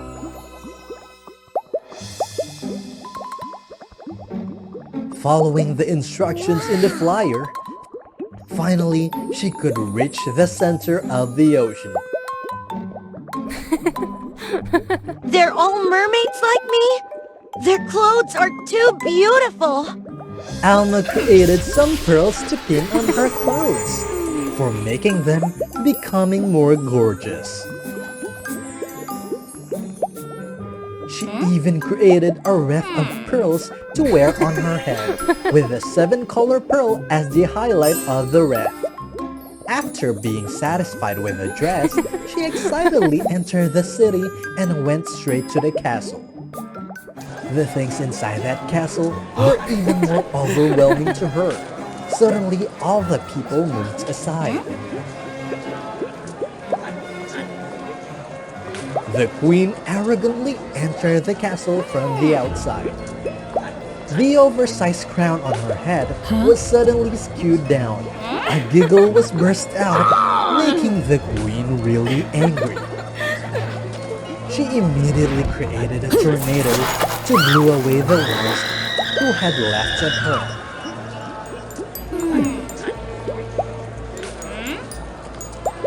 I'm Queen Melanie with the supreme power. I will protect the whole ocean. You all have to show the absolute respect to me. The ones who dare to laugh at me will be put into dark dungeon forever. Yes, my respected queen. That queen is so scary. I'll come back right after the party finishes. When the queen was comfortable on her throne, the party started. Everyone had fun and danced together. Alma also got into the enjoyable atmosphere of the party. But she didn't know that her 7-color pearl had made the queen pay attention to her. She silently ordered her people to go there and capture Alma. While she still enjoyed the party thoughtlessly, surprisingly, a hand pulled her back into a dark corner. At that very moment, she realized that the guards were looking for her. Aunt Rena!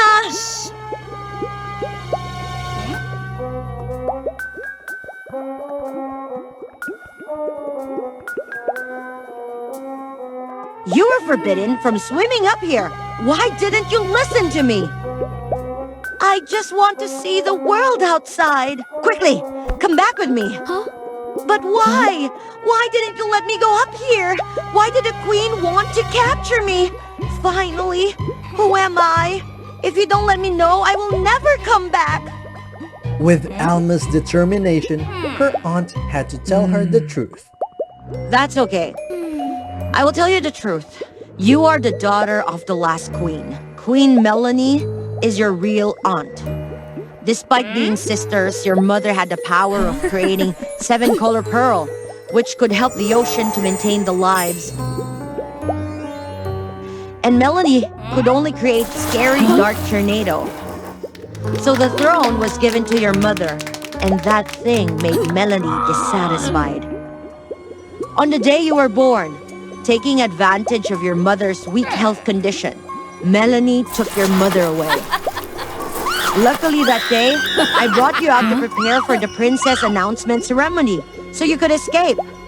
Because your father is a human, so Melanie announced to everyone that your mother had taken you ashore to live with that man and left the kingdom behind. And she was the one who ruled the kingdom for your mother. I knew that Melanie could never harm the queen because she still needed the 7-color pearl to maintain the lives of the ocean. So I silently found your mother. Finally, I knew that your mother had been detained in a cave not far from here. But Melanie had ordered the electronic jellyfish to watch there. No creatures could approach it. And she always keeps the key of the gate on her necklace. We need to free my mother. Maybe we should start by taking that key. That night, the shadow of a mermaid with a 7-color pearl gently swam across the palace, attracting the attention of the guards. Taking the chance, Alma quickly snuck into the castle.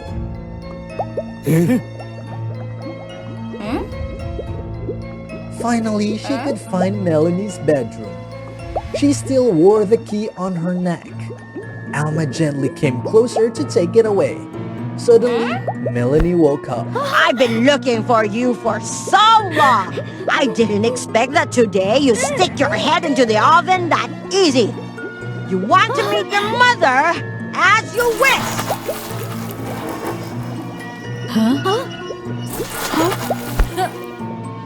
Alma, quickly, run away. Alma took the key and quickly ran away from the palace. Following the instruction before, she immediately swam to the palace where her mother had been detained.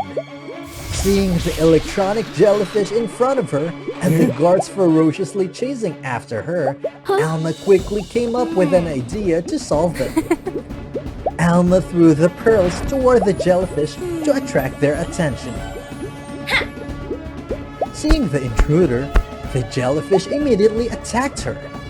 She suddenly swam up quickly, making the guards and the jellyfish glide and stick to each other.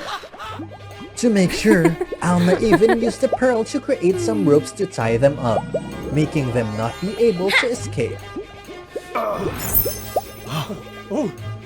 After defeating them, they quickly swam there to rescue her mother.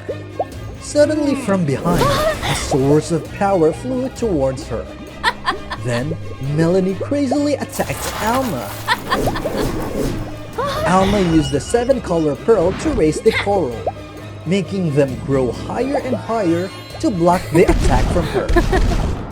Being too angry because she couldn't do anything to Alma, she used all of her power to create a great tornado with the ambition of blowing Alma away. When Alma was about to be sucked into the tornado, she saw the electronic jellyfish earlier were drifting right behind Melanie's back. Alma immediately controlled the pearl and pulled them towards her. She lost her balance and fell upon the tornado that she herself had created. After defeating Melanie, Everything in the kingdom was back like it had been before. Alma then lived happily beside her mother, and of course, she didn't have to return to the bottom of the ocean anymore. If you owned the eyes, which could see miraculous things that people couldn't see, what would you do? In our upcoming story, Prince Carwin had special eyes like that, and that's what made his touching love story. However, this special ability was also the reason why people had kept away from him. Do you see Prince Carwin there? Yes, he's dreaming again. I don't know whether he really sees strange things or he just has the problem with his mind. Who knows it? But we'd better not come near him or we might be harmed by those weird things. Carwin got used to the rumors behind his back and didn't care much about them. He just enjoyed his miraculous world of his own. When the winter came, he usually went to the riverbank and played flute, like waiting for someone to come in here. The melodious sound of his flute attracted a snow spirit nearby. The sound of this flute is so great. Thank you. I'm glad that you liked it. You can hear me? I can also see you and the other spirits. It looks like you are favored by the gods. They gave you a great ability. If only everyone around me could think like you. I'm so sorry to hear that. I feel that we're very much alike. Hope that my sound of flute somehow can help you. You played flute for me? I have always watched the way you created seasons. The other spirits are always welcome. But you are hated by everyone.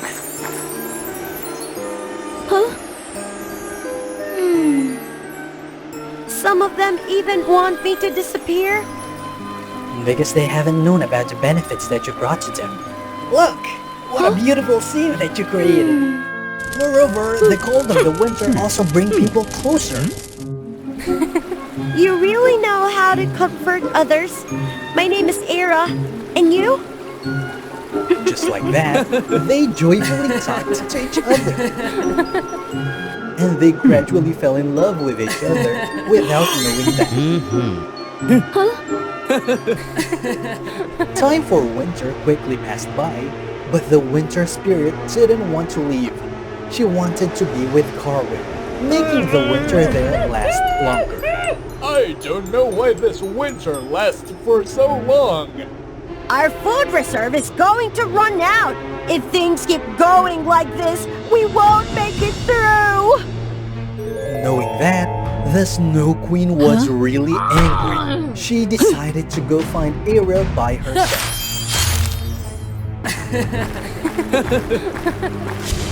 Snow Spirit, wintertime is over. Why don't you come back? Do you know that your stupid action badly affected the life of people here? My queen, I just want to be with Carwin for a little bit longer. I've always been forbidding all of you for not falling in love with human, but you still broke the rule. You will be punished. You will never be allowed to be here anymore. Then she imprisoned Snow Spirit into a block of ice and took her away.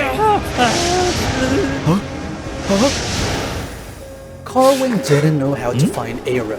Suddenly, he saw Flower Spirit flying by. Flower Spirit, please tell me where I can find Snow Spirit. It's useless, even when you can find her, because the Snow Queen is really strict. She won't let you take her away. I will try by all means, even there's only a glimmer of hope. Cross that river. You'll reach an ice mountain. The Snow Queen is on top of that mountain. The route will be difficult and dangerous. Be careful. Thank you so much. After many days of walking without taking a rest, finally Carwin reached the palace of the Snow Queen.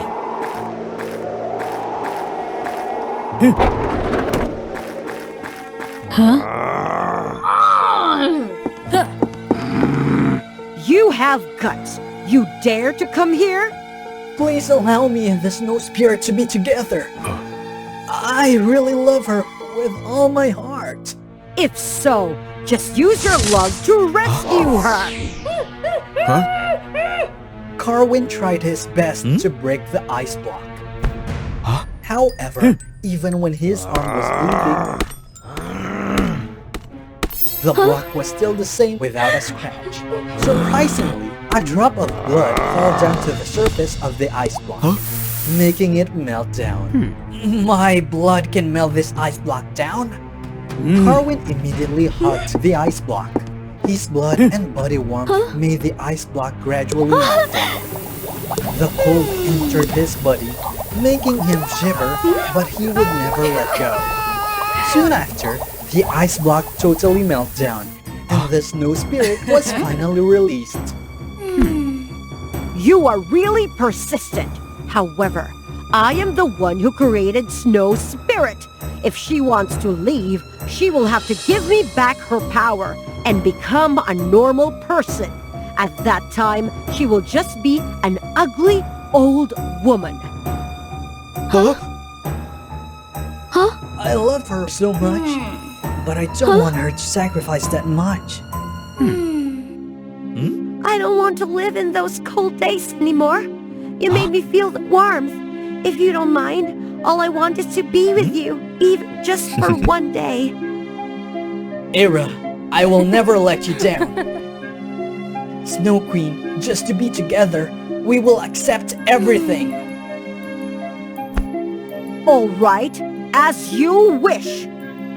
The snow spirit immediately turned into an ugly old woman. Now, get out of here quickly, before I change my mind. Carwin held Era's hand so tight, together they ran away from the palace. From now on, I won't let anyone take you away. He placed a sweet kiss upon her lips. Much to his surprise, Era turned back to the beautiful appearance as before. Congratulations! You've just overcome the challenge. All the things I've done is just to make sure that the prince loves you by his heart.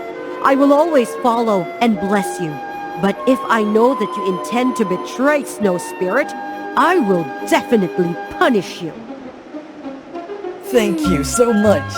I'll make Era the happiest girl in the world. Thank you so much.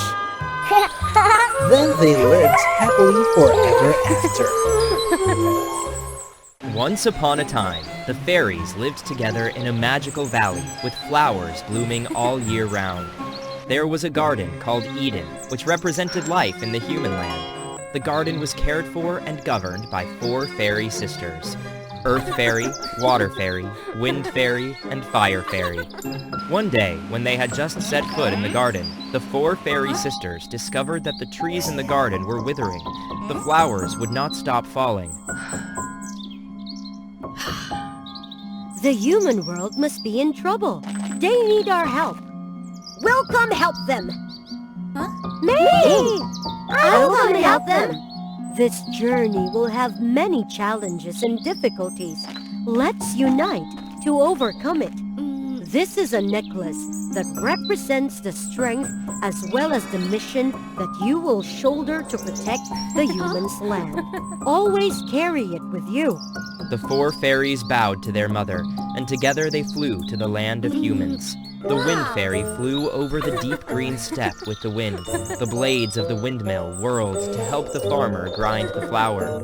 Flying over the vast ocean, Wind Fairy immediately inflated the sails to help the fleet speed up. When it was the turn of the Earth Fairy, as soon as she flew to a mountain road that was being eroded, she waved her hand, and in an instant, the road was back to normal. Then came the Water Fairy. When she flew over the arid field, she quickly cast a spell to bring fresh rain. The trees everywhere quickly became lush. The Fire Fairy saw that and was very eager to perform. When she went to a small stream, the water was boiling hot, and the aquatic animals rushed to call for help. She went to the side of the forest, but wherever she went, the trees withered. Why does my power make things worse like this? Fire Fairy, please calm down. Maybe you just haven't used your power in the right place at the right time. That's right. There's definitely a place where your strength is needed. That place is definitely not here. Fire Fairy, I don't think you're fit for human land. I had just made the plants lush not long ago, when you came to make them wilt. Well, you had better go back to the fairy garden. Fire Fairy was very angry after hearing that. Her whole body was hot, causing the other fairies to quickly fly away. You? What are you doing? Don't think only you have magic. Without letting the Water Fairy finish her sentence, the Fire Fairy looked at the sisters angrily and flew away. The Fire Fairy was bewildered, looking at all species that were always avoiding her. Why is my power so useless? It's so unfair! The Fire Fairy turned red with anger, causing the branch on which the Fire Fairy sat red from the heat, shaking incessantly and breaking in half, causing her to fall to the ground. Well, it's true that all bad things always come together at the same time. The Fire Fairy had just left when the Icy Witch appeared, holding a burning torch in her hand, and threw it at the base of the tree. Fire Fairy had just flown away for a while when she saw other fairies rushing past her, looking extremely worried. Hurry, sisters! The Fire Fairy looked at her sisters, not understanding what was happening, so she flew along. The three fairies flew to the plume of smoke rising in the middle of the forest. The Water Fairy quickly used magic to put out the fire.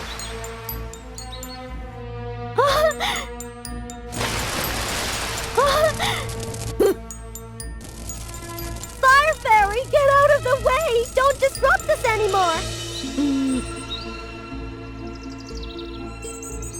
The fire had just been extinguished by the Water Fairy, and the Earth Fairy rushed to use her wand to turn the tree trunk from burning red to brown, full of life. The Wind Fairy lightly shoots magic to create light winds that blow away the black smoke. The forest returned to its original peace. The Water Fairy suddenly saw a half-burnt tree branch rolling on the ground and got angry. After all, who did this? Why is there fire in the middle of the forest? All eyes suddenly turned to the Fire Fairy. Did I accidentally set the tree on fire just now? Is that you, Fire Fairy? The Fire Fairy, confused, ran away. She was sad and crying, causing her strength to weaken, her body no longer shining. A sudden thunderstorm appeared. The Fire Fairy had to take shelter under the tree.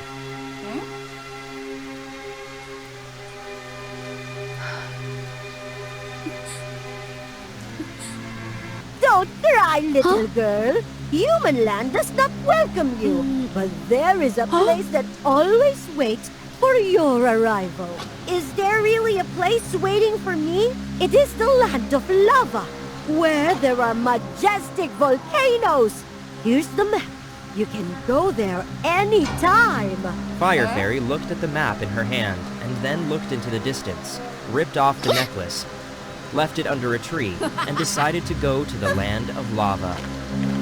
This lava land was an ideal place for Fire Fairy. She indulged in bathing in lava, flying over volcanoes, and using her power to make the lava erupting looking extremely beautiful. Because she was so excited, she ignored the fact that the trees and animals near the foot of the mountain were being ravaged by lava and had to flee.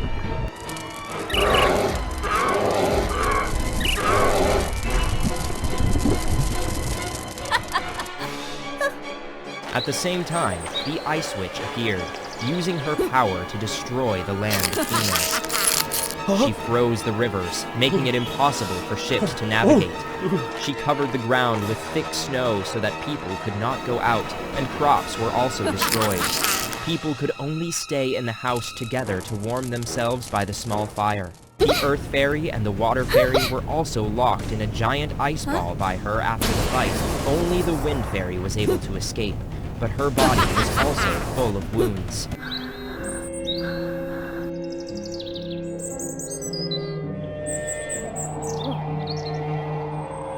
The situation is so dangerous, but the fire fairy is only playing. She made the volcano erupt. The animals ran away. It was too much. That's right. Only the fire fairy can fight the ice witch. I have to find her. Please show me the way. After that, the wind fairy flew with the winds to the land of lava.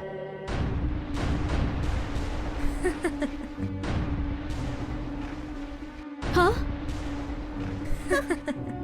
Fire fairy, hurry back to me. Humans is being harmed by the ice witch. Earth fairy and water fairy are also imprisoned by her. Only you can save us. It was you who said I didn't belong there. I don't care. You should go back. The wind fairy tried to plead, but the fire fairy still refused. The wind fairy left helplessly. Before returning, she left behind a necklace that the fairy's mother had given to her.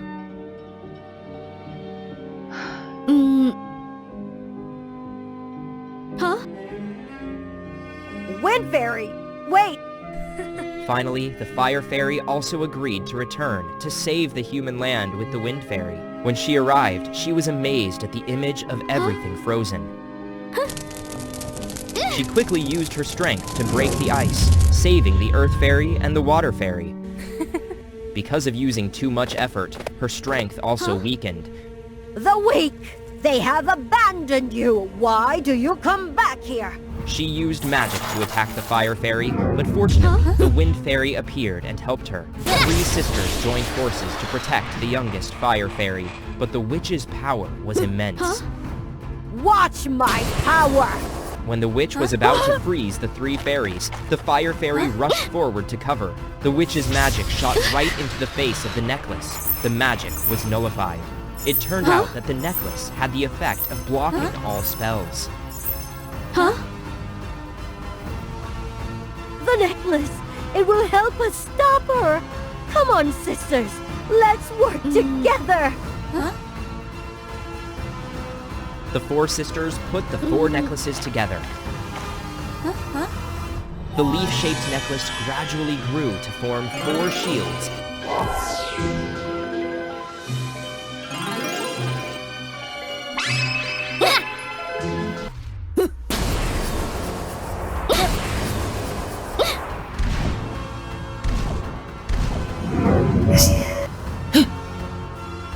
Seeing that the witch's power was getting stronger, Fire Fairy used all her strength to create a large stream of fire that hit the witch's hand, causing the witch's wand to fall and the witch to be seriously injured. The Wind Fairy controlled the wind to immediately roll the wand towards her. The Earth Fairy made the earth under the witch's feet swell more and held the witch's legs tightly. The Water Fairy created a powerful ball of water tied around the witch. The Fire Fairy fired her wand to create a firebox, and the Water Fairy locked the witch in the box.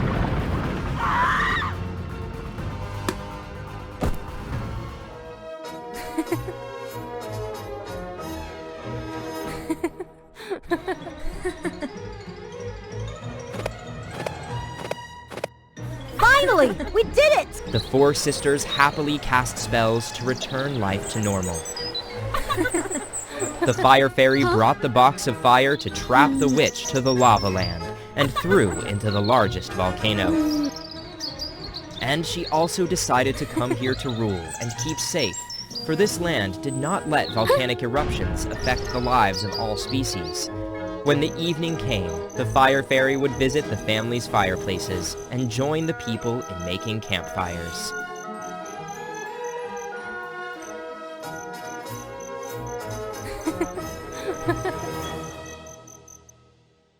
World filled with animosity, the 4 tribes of light, darkness, fire and water have been waging war against each other for centuries. No one knew exactly when, but demons in the form of lightning bolts began to appear in the lands of the 4 unicorn tribes, with the 4 legendary weapons Flame Brand, Aqua Trident, shadow blade, and luminous bow, the unicorn tribes created a barrier to prevent the invasion of the demons. Despite the conflict among the four tribes, the unicorn princess Eclipse, Solar, Blaze, and Marina remained close friends since childhood. They often secretly met in a lush green valley, a place untouched by war, filled with the laughter of children and pure friendship. But one day, Eclipse's mother discovered this unworthy friendship and forbade her from seeing her friends again. When Eclipse turned 18, her mother revealed a shocking prophecy. Eclipse, I need to discuss a matter of great importance with you. What is it? Shadowblade told me that the only way to rule the unicorn world is by combining the 4 legendary weapons into the elemental Nexus Blade. It is a sword so powerful that it can even banish demons and bestow immense strength upon its wielder. So you mean we need to acquire those legendary weapons? Yes, all your training and efforts have led to this moment. Bring pride to the Darkness Tribe. Driven by her loyalty to the Darkness Tribe and the bonds of their past friendship, Eclipse decided to heed her mother's words. She was determined to obtain the weapons and become the most powerful being. Oh, Eclipse, what are you doing here? I miss you so much. I miss you too, but listen, there's an urgent matter. Solar's smile vanished upon hearing Eclipse's intention to acquire the weapons. What nonsense! Your mother's prophecy might not be true. Besides, we have already the barrier formed by the 4 legendary weapons. There's nothing to fear. But it seemed that Lola underestimated the danger of the demons. Believe me. How audacious! You're just trying to cause trouble, aren't you? In her anger, Solar chased after Eclipse vigorously. The power struggle between light and darkness remained evenly matched. Eclipse knew she wasn't capable of persuading Solar at that moment. Look closely! The barrier can be destroyed at any time! I don't believe it, you traitor! Ah!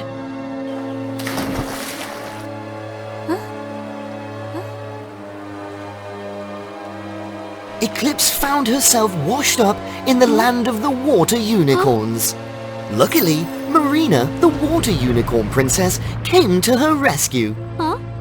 Marina brought Eclipse back for treatment. She had been unconscious for 2 weeks, experiencing terrifying nightmares.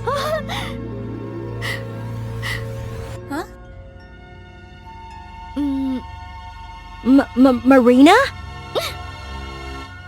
Take it easy, you're still very weak. Water unicorns were known for their healing abilities and gentle nature. Hence, Marina couldn't bear to see her friend perish in the river that day. It's not good. We don't have much time left. As predicted by Eclipse, the barrier in the land of the water unicorns was weakening, and even a hole had been broken. Give me a hand!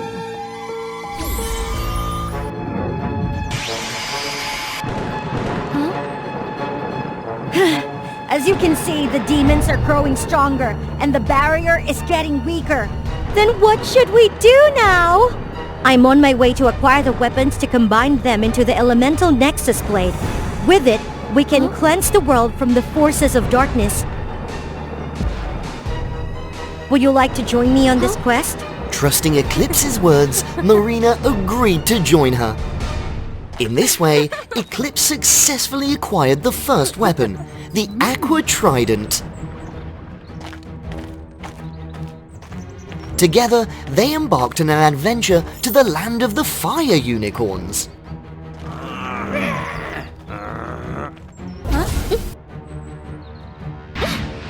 Why are there so many monsters here?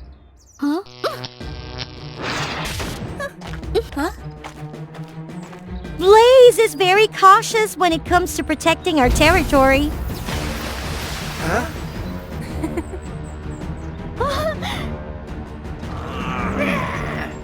In a moment of danger, Marina and Eclipse combined their water and shadow energies, creating a powerful magic star.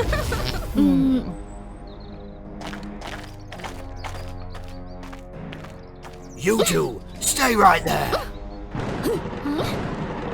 You have some nerve. How dare you come here to steal my weapon?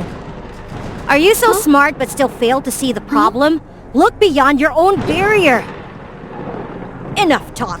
Solif already told me everything. Watch this! Yeah! No! Blaze, calm down! That won't achieve anything. The demons grow stronger, and they will invade the land of fire at any moment. Who said your magic is feeble? I dare the demons to breach the fire tribe's barrier. Unfortunately, the demons had indeed destroyed the barrier of the fire tribe, bringing great peril to their land. Release us now! Whatever you're up to, I know how to deal with you. Eclipse quickly unleashed her dark energy, covering the sky, temporarily blocking the demon's sight.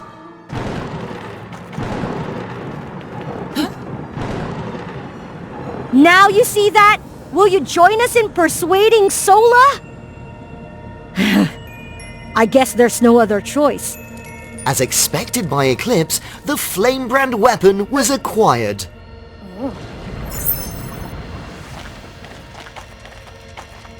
The three princesses returned to the land of the light unicorns. As soon as they arrived, a rain of light arrows suddenly fell upon them. Eclipse, what trouble are you causing now? Sola, Eclipse is doing the right thing. My water barrier was almost shattered. That's right. The barrier of the fire tribe has also been destroyed. Trust me, together we will protect the unicorn world. Fine. It's true that the demons are strong, but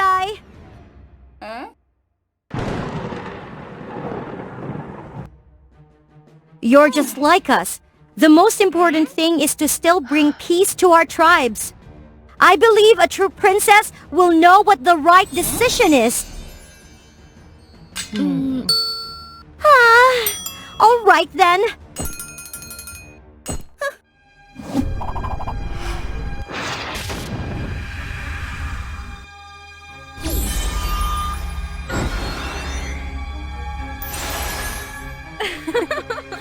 Look, it is the elemental nexus blade.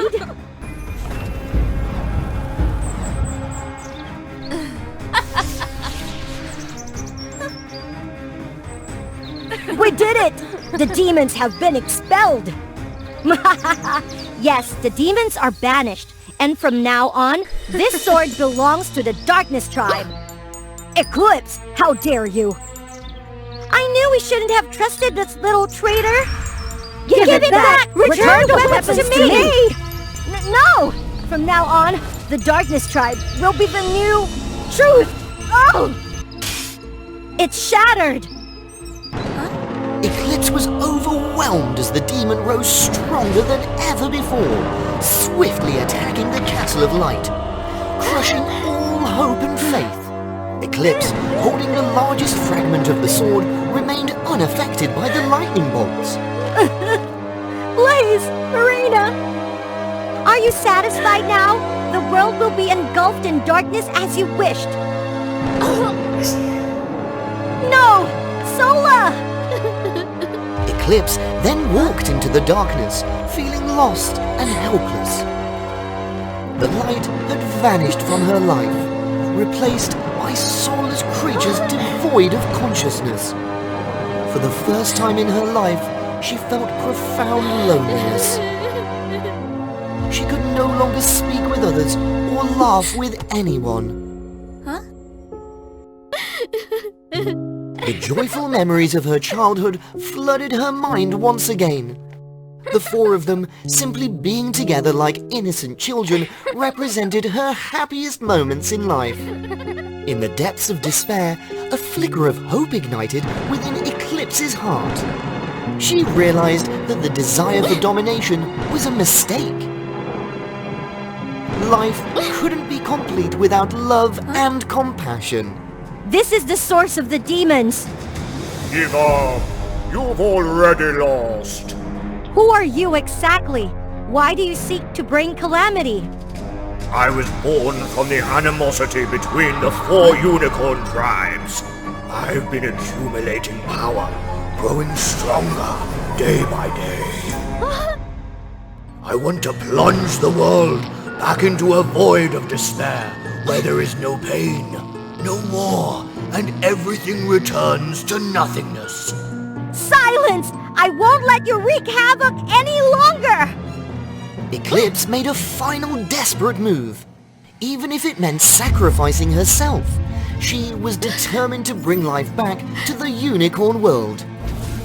The demons were permanently defeated, but Eclipse disappeared, leaving only the fallen sword behind. I can't remember the last time I saw such a beautiful rainbow. Eclipse was nowhere to be found, and everyone believed she had sacrificed herself to vanquish the demons. Eclipse, where are you? It's all because of me that my daughter... I'm truly sorry, everyone. At that moment, Sola heard her friend's cries coming from the fallen sword. It turned out that Eclipse's soul was trapped within it. United in forgiveness for Eclipse, they poured their energy into the shattered pieces of the sword. With the power of the four elements, the sword was restored, and Eclipse's soul was set free. I was truly wrong. I'm sorry, everyone. I will do everything to make amends. From then on, the unicorn tribes no longer competed but lived happily together. They took turns guarding the legendary sword at a sacred shrine. They understood that only by accepting and supporting each other... Once upon a time, there was an era believed to be the golden age of pirates. Most of them shared a common goal. That was the One Piece treasure.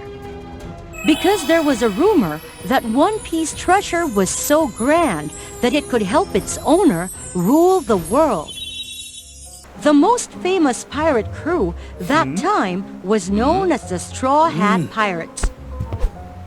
The crew consisted of former infamous pirates who refused to bow to anyone, except for Gold Roger, their great captain. He had an only granddaughter named Nami. He wanted her to become strong so that one day she could take command of his ship. In contrast to his expectation, she was only interested in discovering the strange and mysterious creatures. One day, Gold Roger suddenly experienced a severe abdominal pain. Despite their efforts, the ship's conditions and the available medicine were not enough to cure him. Now, our only hope is to bring the captain to the mainland for treatment. Although very concerned about the ship, but he had no other choice, so he left Nami to take care of the ship during his absence. Just as he had thought, none of the crew members wanted to listen to Nami. They partied and indulged all day, refusing to train, even when she tried to advise them. Things kept going like that, and not a single crew member was sober enough to watch the ship. Even the helmsman was not an exception. Nami had to watch the ship herself while waiting for them to sober up. Suddenly, a pure and clear voice came from nowhere.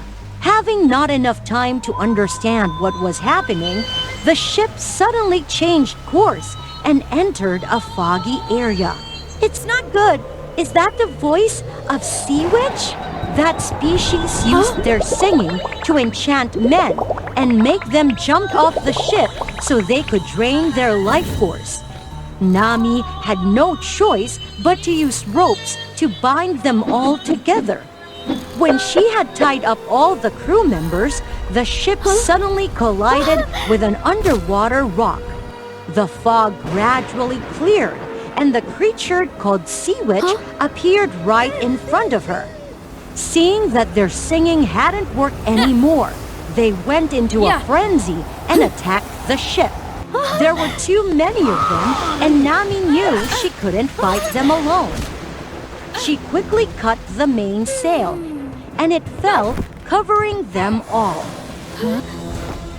Unable to escape from the heavy sail, they screamed loudly, creating a really powerful wave. Nami immediately took advantage of it to help the ship out of the underwater rock.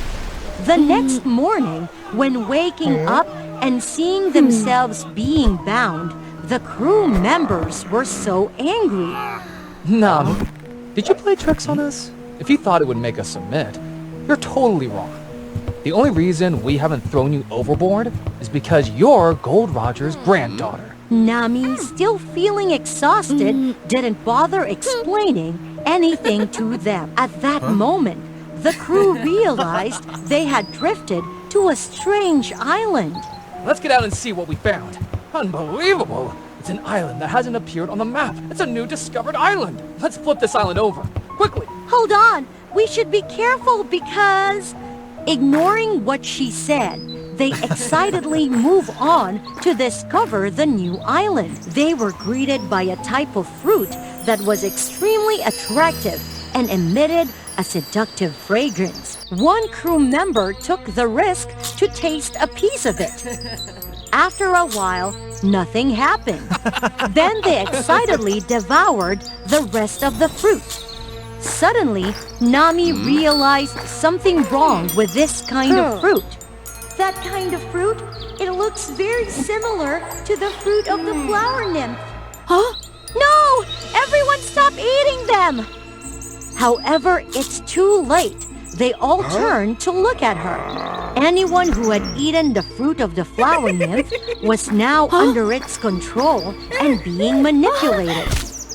Surprisingly, Kaido rushed there to help Nami. This left her greatly surprised, since Kaido was one of the people who had vehemently opposed her taking command. It turned out that Kaido had unintentionally noticed some strange scratches on the ship's side, and with years of experience dealing with sea creatures, he had a hunch that Nami had saved them from the Sea Witch. What do you want me to do now? Try to find a way to tie them and help me go get the antidote from the flower nymph's core. With his outstanding strength, Kaido just took a little time to control everyone. With her knowledge, Nami quickly found the hiding place of Flower Nymph. Without a puppeteer to control it, the Flower Nymph could only weakly resist. But its resistance was nothing compared to Kaido's strength. It was forced to give up the antidote flower. Wait, I think it still has some ambitions. These flower nymphs are very cunning, and they won't surrender that easily. It's all right. She has nothing to resist with. Then Kaido went there to obtain the antidote from the flower's nymph. Unexpectedly, the flower nymph struck with a sharp thorn, poisoning Kaido. He was gradually soaked in the toxic substance and subsequently fell completely under the control of the flower nymph. Nami's strength was insignificant against Kaido, and she was helplessly thrown aside. At that moment, she could do nothing more. She then felt immense regret for not listening to Gold Roger's advice to train herself, and then she couldn't protect her crew members. Surprisingly, Kaido stopped attacking Nami. Where did you get this knife? Give it back to me! Speak quickly! What did you do to Gold Roger? You know my grandfather? You are truly his granddaughter? No wonder you reminded me of him. Did he come with you? He's currently cured on the mainland. What happened between you and my grandfather? Many years ago, when Gold Roger was still a young and energetic man, he had accidentally gotten lost to this mysterious island. At that time, the flower nymph was still very weak and was often bullied by other creatures. It's Gold Roger who had helped her survive, earning her deep gratitude. Afterward, he left and entrusted her with the responsibility to protect something he referred to as a treasure. Treasure? Can you take me there to see it? Of course, because you're his granddaughter. Nami was astonished with what she could see, because that's One Piece, the treasure that all pirates sought. He soon found the One Piece long ago, but why didn't he take it and continue to embark on dangerous adventures? Nami suddenly noticed an empty chest. It's strange. Why is this chest empty? Perhaps you will give me a clear explanation. Nami then took the antidote and left. Of course, she still kept the One Piece a secret from her crew members until she heard an explanation from her grandfather. However, after several days, Gold Roger didn't return to the ship, but sent her a letter. It turned out that his true purpose as a pirate was to lead those who didn't become ruthless pirates towards a better path. Moreover, he had to protect the One Piece because he knew that if it fell into the wrong hands, it would lead to countless fierce disputes. Along with the letter, he gave Nami a magical sea map. It was one of the most precious items related to One Piece. This was a magical map that could accurately display the location of any living being in the sea. Having this map meant being able to travel to any destination with ease. With this chart, Gold Roger entrusted the Straw Hat Pirates to Nami. After all she had been through, Nami was now ready to become a true captain. From then on, Nami became the first pirate queen on the seas, carrying on her grandfather's ideals. Once upon a time, deep down the bottom of the vast ocean, there lived a stunningly beautiful princess named Ariel. Ariel was a mermaid princess with a unique fin that nobody could match. Despite her outstanding appearance, she was a princess abandoned and scorned in her own kingdom. While other mermaids could gracefully swim and showcase their flexible talents with their tails, Ariel found it extremely challenging. Despite having a beautiful tail, every attempt to showcase her skills became a source of mockery, which really disappointed the Sea King. How embarrassing! Is she really worthy of being a princess? Bridget, Ariel's sister, was a wicked and evil mermaid who was always jealous of Ariel's beauty. Witnessing Ariel's humiliation, Bridget took every opportunity to mock and belittle her. Oh, Ariel, is that what you call dancing? Ariel's pain was indescribable, and it seemed like she was hiding a secret. One day, while wandering, Ariel discovered a butterfly prince unconscious at the bottom of the vast ocean. Ariel created a sparkling bubble to help Aiden breathe underwater. With a compassionate heart, she quickly brought the prince back to take care of him. Thanks to Ariel's caring, the prince gradually recovered. Thank you for saving me. It turned out that he was Prince Aiden of the Butterfly Kingdom. In a careless moment, he had been attacked by rebels and had to jump into the vast sea. Aiden was seriously injured, so he had to stay at Ariel's palace. After many days together, Aiden was captivated by Ariel's beauty. However, he noticed a deep-seated insecurity in her eyes, as if she was dissatisfied with herself. Beautiful Ariel, do you have a hidden sorrow? Unable to hold back her tears, Ariel told Aiden her story. She used to be the most skilled dancer in the kingdom, earning admiration from everyone. Her father, the Sea King, was proud of her and gave her a star-shaped necklace, placing high expectations on her. However, while rescuing a poor fisherman, a large rock crushed her beautiful tail, turning it into a mere means of movement without the ability to dance. The upcoming celebration of the Sea King's longevity involved a talent competition among the mermaid princesses. The chosen princess would inherit the rule of the Mermaid Kingdom. Ariel, despite her reluctance to fight for power, understood the dire consequence of allowing Bridget, an extremely cruel individual who resorted to violence to solve problems and looked down on smaller creatures, to rule the kingdom. She feared that if Bridget took control, a disaster would be certain to unfold. Therefore, Ariel was always filled with sadness and anxiety, dreading the possibility that she might not be able to triumph over Bridget's cruelty and save the kingdom from impending doom. Feeling Ariel's pure kindness, Aiden offered to help. However, he faced difficulty moving underwater. Despite being unable to dance, Ariel excelled in swimming. She taught Aiden how to swim and breathe underwater easily. Strangely, a butterfly prince, used to flying high, adapted effortlessly to swimming in the vast ocean. Aiden and Ariel began training and dancing. The initial days were tough, but with determination, both refused to give up. Aiden selflessly shared a magical butterfly gem, allowing Ariel to grow a pair of wings. Surprisingly, a mermaid possessed butterfly wings of extraordinary beauty. Aiden took Ariel out of the sea, flying high above the clouds. Ariel, now able to both swim and soar in the sky, shattered her limitations.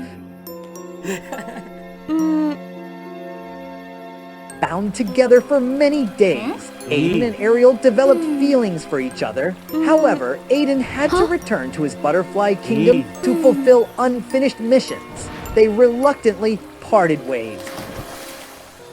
Alone, Ariel persevered in practicing with her butterfly wings, the gift Aiden left behind, hoping to win against Bridget's cruelty. Bridget immediately realized the threat while seeing Ariel excellent like that. Not letting Ariel overcome her, Bridget planned to harm Ariel.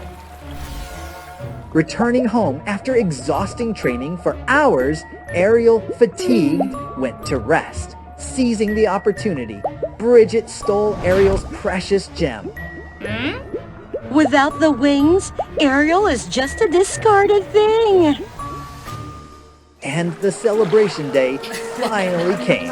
While Bridget reveled in Ariel's impending failure, Ariel anxiously realized her missing gem. The Sea King appeared and the competition began. Bridget showcased her exquisite skills, capturing the audience's attention. Suddenly, she grew a pair of wings identical to Ariel's, to everyone's excitement. Realizing that Bridget had stolen her wings, Ariel was furious.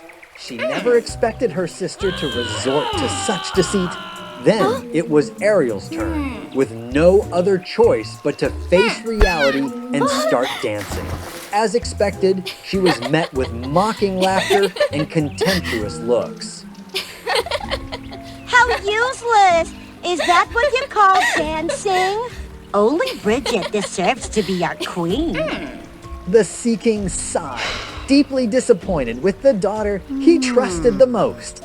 Ariel, overwhelmed with shame, burst into tears. Suddenly, a magical light shone on her, shocking everyone. It was Aiden appearing amidst the astonished crowd. Ignoring the surroundings, he quickly comforted Ariel with sweet and warm words.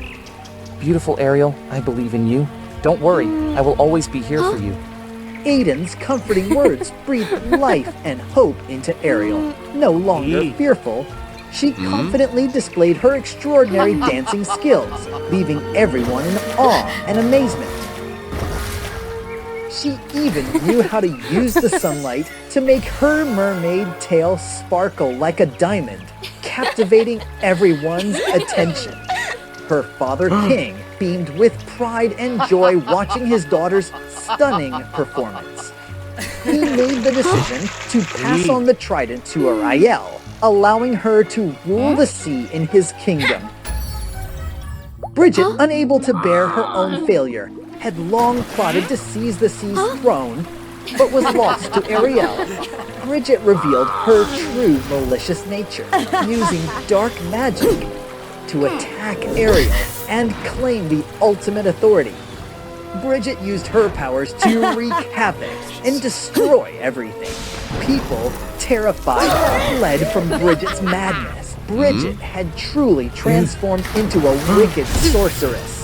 In her quest for supreme power, she spared no deceitful means. Mocking Ariel, Bridget unveiled a horrifying truth. Oh, Ariel, my Ariel, you truly are a fool. As it turned out, Bridget had transformed into the wounded villager from the past, manipulating Ariel's kindness to ensnare her. Couldn't believe her own ears. While hearing Bridget's words, Ariel was really shocked and furious. I never expected that the one causing me such pain would be you, someone I considered a dear sister. I thought you were just arrogant, but I never imagined you were truly so evil, resorting to any means to achieve wicked ends. You've learned it too late, little girl. It's time to surrender. She aimed at Ariel, unleashing golden spells towards her. Fortunately, Aiden, Ariel's lover, timely intervened and shielded her. Aiden used his butterfly wings to block Bridget's spells. Surprisingly, the spells rebounded towards Bridget, causing her to lose her wings. Ariel, distressed at seeing her beloved injured, self-blamed for putting Aiden in harm's way. I'm sorry, my Aiden. I shouldn't have let you stay here. This place is too dangerous for you. I'm fine, Ariel. I don't blame you. I just want to protect you from the bad people. For you, I'm willing to do everything within my power. I love you, Ariel. Well, how touching. I'll send both of you to hell together. Finished speaking, Bridget unleashed powerful lightning bolts to claim Ariel and Aiden's lives. But just as the bolts were about to hit them, a miracle occurred. A radiant white light enveloped Ariel and Aiden, shielding them from Bridget's attack. It was the light from Ariel's necklace, a gift from her father containing his love and protection. The light left Bridget bewildered and disoriented. Why can't my power penetrate that light? Unaware that her trident had fallen near Ariel, Bridget overlooked the opportunity. Ariel seized the chance, quickly picked up the trident, and used it to counterattack Bridget. Ariel performed a spell that transformed Bridget into a hideous creature, resembling a large snail. She even locked Bridget's shell, preventing her from escaping. This is the price you must pay for the heinous deeds you've committed.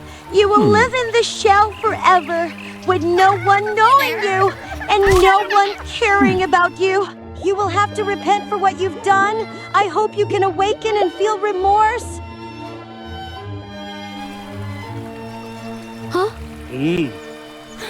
After defeating Bridget, Ariel ascended to the throne as the Queen of the Mermaids, ruling the seas with love and respect from the people.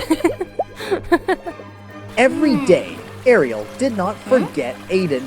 Aiden, the butterfly prince unable to exist under the sea, returned to his own kingdom to fulfill his mission. But his heart always remained with Ariel. He could never forget her. The two would meet at the edge of the ocean. They would embrace tightly, and a magical thing happened. She could fly high in the deep blue sky. Despite lacking butterfly wings, she could soar freely like a bird. Ariel was surprised and overjoyed. Perhaps it was her perseverance and unwavering compassion that touched the divine, leading to the bestowment of this miraculous power. From then on, Ariel and Aiden lived happily ever after. What if a beautiful girl is cursed and turned into a monster? Subscribe to the WOA Fairy Tales channel to find out the result. Once upon a time, in a kingdom nestled beside a forest, there was a beautiful princess named Jude.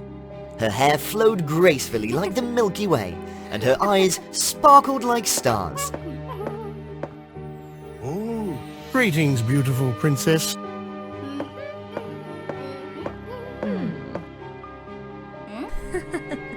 The princess will surely become the most beautiful woman in the future. Jude was dearly loved by her king father, granting her the freedom to explore the world. During one of her wanderings in the forest,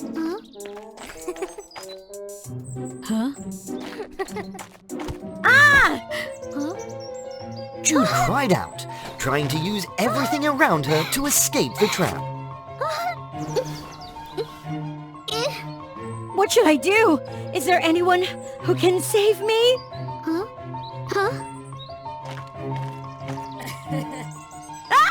Stay away from me, you terrifying demon! The demon used some recently learned magic to free Jude from the trap.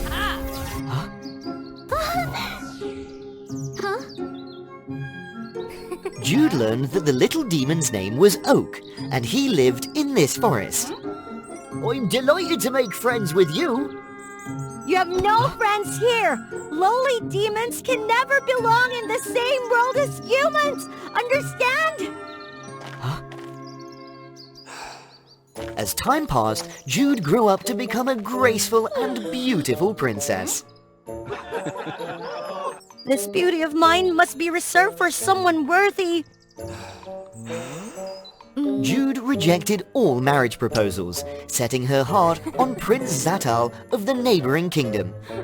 She hadn't met Zatal yet, but everyone spoke highly of him, saying he was both wise and kind-hearted.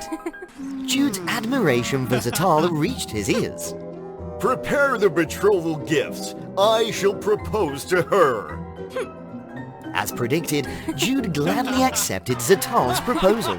After the engagement, the two kingdoms hurriedly prepared for the wedding, and the citizens were ecstatic about the union of the talented and beautiful couple.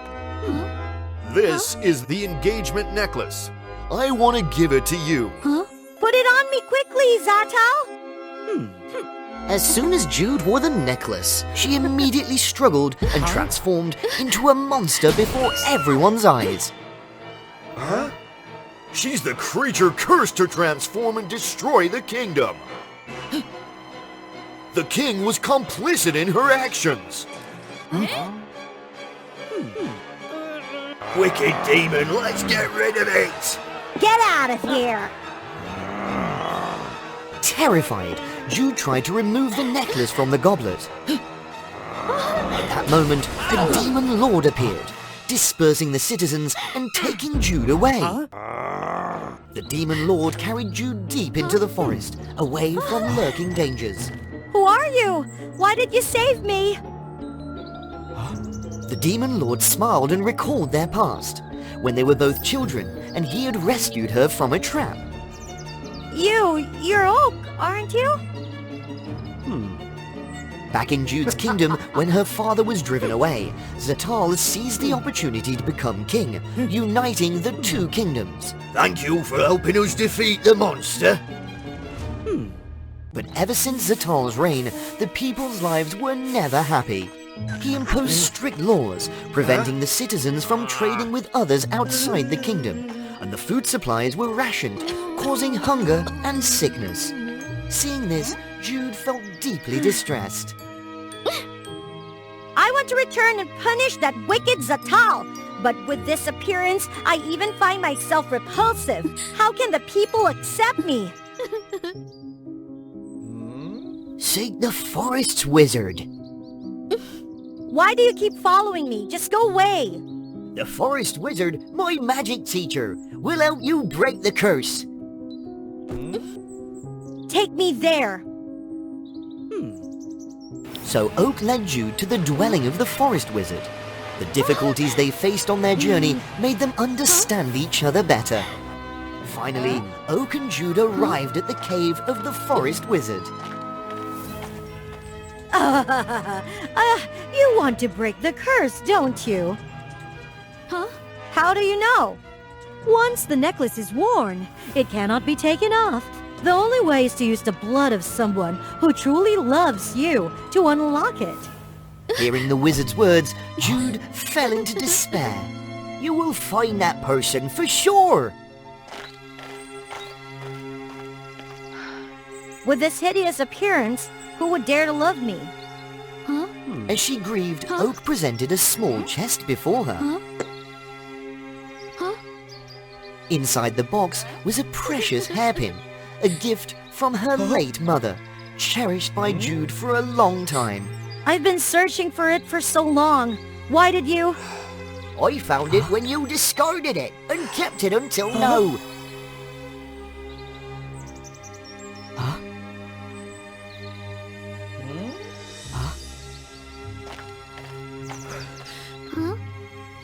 It clearly fell here.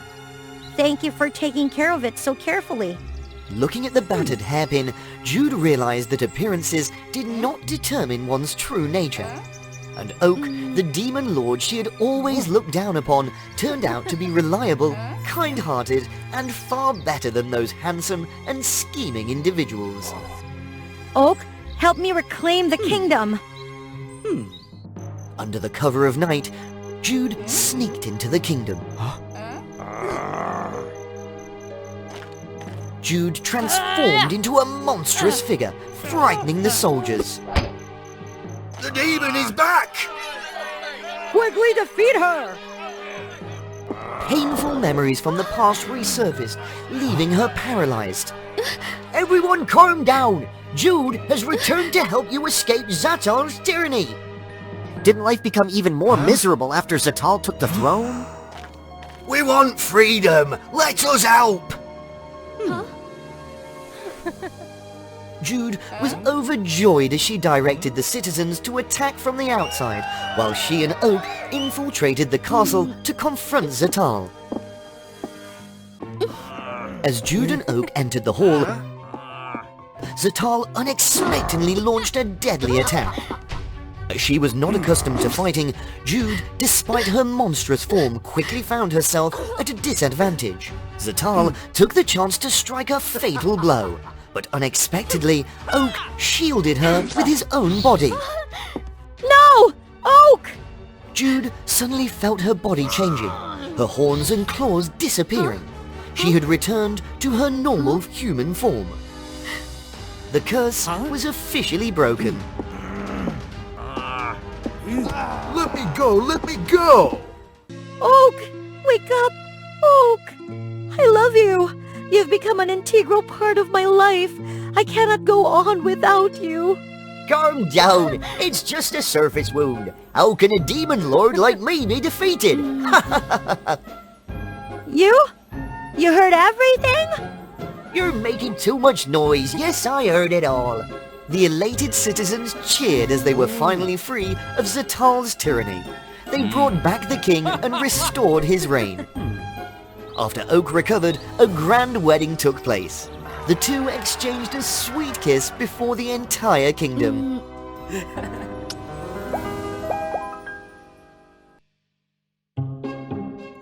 In life, we constantly find ourselves at the crossroads of choices. Some we make right, and some we make wrong.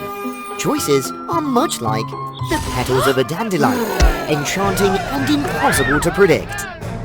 My choice is to make you all weep. As on any other Sunday morning, the Dandelion Kingdom was under attack by a sinister force. Fortunately, this time, there was only one demon. However, no one could defeat it. Let me help you. This is futile! If only someone could save everyone. Oh look, a rainbow has appeared, dispelling the fear of the menacing octopus demon. She's here! Our Rainbow Guardian! Who are you? The rainbow beam suddenly descended upon the octopus demon, transforming it into a cute stuffed octopus. From above, Rainbow Guardian Phoebe appeared in all her glory, with her magnificent rainbow wings. The delighted citizens gathered around Phoebe, celebrating her victory. However, someone wasn't pleased. Rainbow Guardian Iris, Phoebe's twin sister. Where will Iris's envy lead her? Stay tuned and subscribe to WOA Fairy Tales to find out. Twin sisters Iris and Phoebe are the descendants of the Rainbow Guardians, bestowed with magical wings. Phoebe, the elder sister, was granted the rarest and most beautiful rainbow wings. But Iris, the younger one, wasn't as fortunate. She received small, grey, and unattractive wings. Phoebe's rainbow wings endowed her with unmatched rainbow light abilities, making all demons fear her and all citizens adore her. Iris couldn't fly or shoot rainbow beams, so she was often compared to her talented sister. People were distant and cold to Iris, believing she didn't deserve the title of Rainbow Guardian.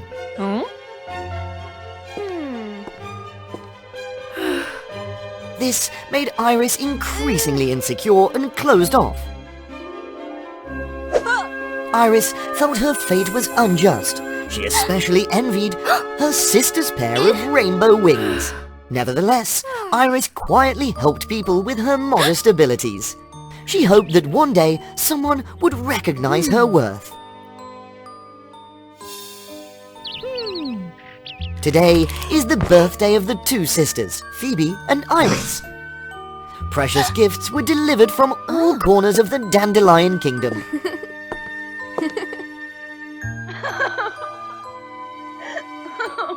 Iris looked around but found no gift for herself.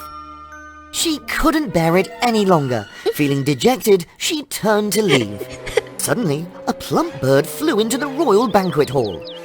It carried a beautiful rainbow crown. The bird ignored Phoebe and handed the crown to Iris.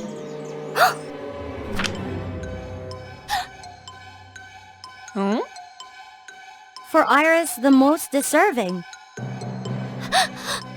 The crown radiated rainbow magic, standing out among all other gifts. Phoebe was displeased with this turn of events.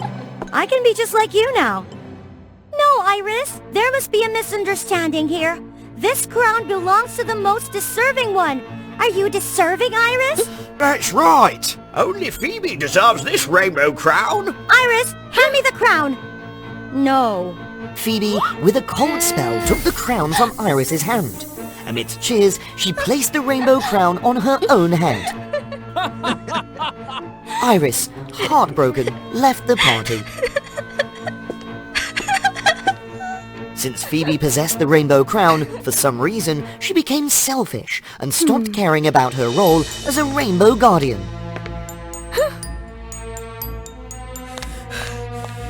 The citizens are under attack by demons!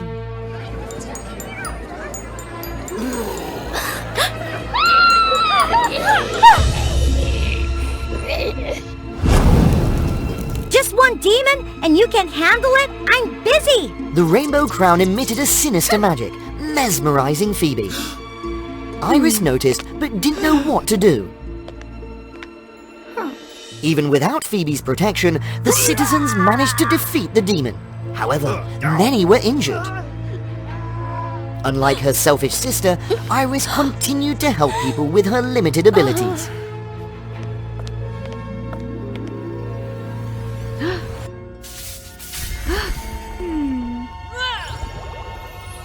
An old woman advised her. The old woman gave Iris a dandelion flower. Just follow the dandelion petals, and Iris would find the skilled Dr. Dante, the only one who could heal Phoebe's troubled heart. Once I cure Phoebe, they'll recognize me. Iris followed a path strewn with dandelion flowers. The path led her to a vast field of dandelions, bathed in warm sunlight and gentle breezes. Here, Iris met Dante, a young and talented doctor with a kind heart. Iris immediately admired Dante from their first meeting.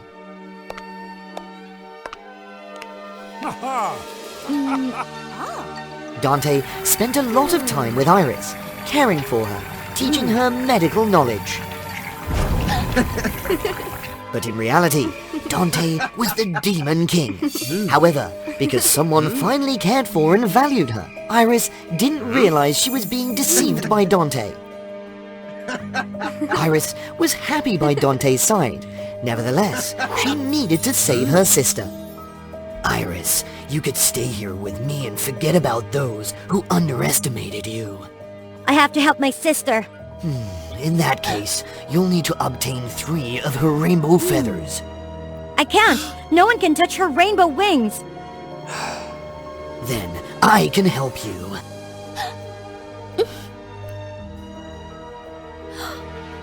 Iris, only you can do it. I will. To approach Phoebe, Iris had to bypass the vigilant guards. This was a challenging task. However, Iris had a trump card up her sleeve. Although she lacked magical abilities like her sister, Iris possessed physical strength. She kept this hidden to avoid being perceived as awkward and ungraceful. She easily incapacitated the guards by targeting their weaknesses, temporarily rendering them unconscious. Iris stealthily entered Phoebe's bedroom. She sighed when she saw her venerable sister. Phoebe was asleep, still clutching the rainbow crown. Iris reached out to touch Phoebe's rainbow wings, and just before she was about to pluck the feathers, she suddenly stopped. Should I take the rainbow crown? No, I won't be tempted by worldly desires.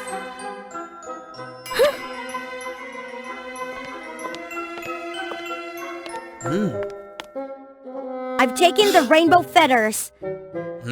Thank you, Iris. You're too naive, Iris. The one who sent the rainbow crown to you is none other than me. You deceived me! Poor Iris was helpless, being exploited by the Demon King, Dante, without any recourse. He soared high, using a feather from Phoebe, breaking through the rainbow barrier, and opening the way for the royal evil demons to invade the kingdom of Dandelion. Without the protectors of the rainbow, no one could defeat the wicked demons. It's all my fault! The situation was now extremely dire. Due to neglecting her role as a rainbow guardian, Phoebe could no longer harness her own power. Now, the demons no longer feared her. They completely overwhelmed Phoebe. It can't be! Dante used the second rainbow feather to manipulate Phoebe's mind. A massive surge of dark energy completely engulfed Phoebe, making it impossible for her to break free. The worst had happened. Rainbow Guardian Phoebe was corrupted by the Demon King, Dante, betraying everything she had once protected. In the darkest moment, the little bird that Iris had saved long ago returned. Seeing the little bird, Iris felt a surge of motivation. She decided to correct her mistakes herself. Iris and the little bird faced Dante, 2 demons, and their twin sister Phoebe. The demons showed no fear of Iris, a powerless rainbow bearer. Mockingly, they allowed Phoebe to attack her sister. Phoebe showed no mercy at all. This time, Iris was prepared. Wake up, Phoebe! You are a good person! No! Please remember, Phoebe! You only took advantage of my kindness! Phoebe! You are a rainbow guardian! I will protect you! And everyone else! No! No! No! No! Iris's words stirred something in Phoebe. However, Dante's dark magic was too strong to be dispelled. Phoebe couldn't bear these conflicting emotions any longer. She unleashed a powerful burst of energy toward Iris. A huge explosion occurred, enveloping everything in a thick haze, obscuring Phoebe's vision entirely. Suddenly, Iris tore through the dust cloud and embraced Phoebe. I'm sorry. I'm sorry for not helping you, for making you do everything. I was jealous and wanted to be like you, without realizing how exhausted you were. Help me! Someone help me! Come back to me, Phoebe. Thanks to Iris, Phoebe regained her composure. The Demon King Dante could no longer manipulate her. Iris, I'm sorry too. Is it over yet? No! The cruel Dante set fire to the last rainbow feather. In doing so, he easily deprived Phoebe of her life. In her final moments, Phoebe used all her strength to touch Iris's tattered wings, transferring all her remaining power to Iris. This is my gift to you, Iris.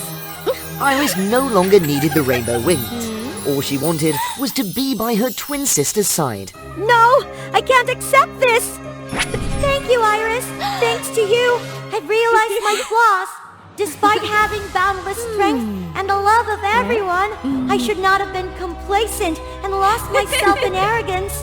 In the absence of your protective embrace, I discovered how weak I truly was. It wasn't my lack of power, but my fragile heart. I couldn't face my own self. It's the end, Dante. The Demon Lord Dante could never have anticipated this turn of events. His plan was supposed to be foolproof. Don't pretend, you two! Now, the two sisters, Iris and Phoebe, had each other, and the Demon King Dante was no match for them.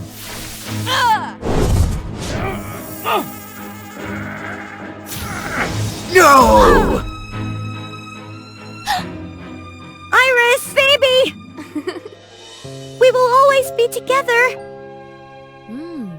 With their sisterly bond, the twin sisters Iris and Phoebe pushed back the horde of evil demons and restored the rainbow barrier of the Dandelion Kingdom. However, the power of the two sisters was not enough to prevent the dark fate awaiting Phoebe. Restoring the barrier had depleted her life force. Without her current abilities, Iris couldn't save her sister. Iris, don't cry. I will always be with you. Legend has it that after every rain, when you look up at the sky, you will see the rainbow goddess Iris waiting for her twin sister Phoebe to return. In this world, what could be more wonderful than enjoying your favorite food and being with the one you love? And Princess Millie was no exception. She was born into a royal family. Because of that, she can indulge in all the delicious and exotic things in the world. Millie ate anytime, anywhere, even in her dreams. Gradually, Millie's slender figure was replaced by a plump one. However, she was always praised for her exceptional intelligence. In contrast to Millie, her twin sister Rosie was incredibly beautiful, with a slim figure. Just like her name Rosie, she had shiny hair that exuded the fragrance of roses, and was truly enchanting. But not everyone is blessed with everything, and Rosie wasn't as talented as her sister Millie. As days went by, the difference between the two sisters became more apparent. Not only that, Millie was also very strong.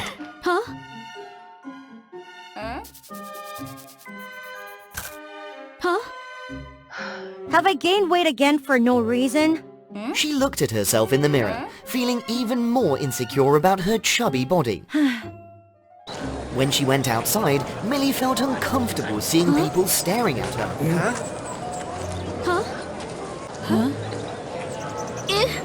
Surely those people are secretly laughing at me. Gradually, Millie distanced herself from others, locking herself at home and avoiding any interaction. Millie's mother worried about her, so she cooked special meals for her. Why do you always make me eat something different from the rest of the family? I don't like it.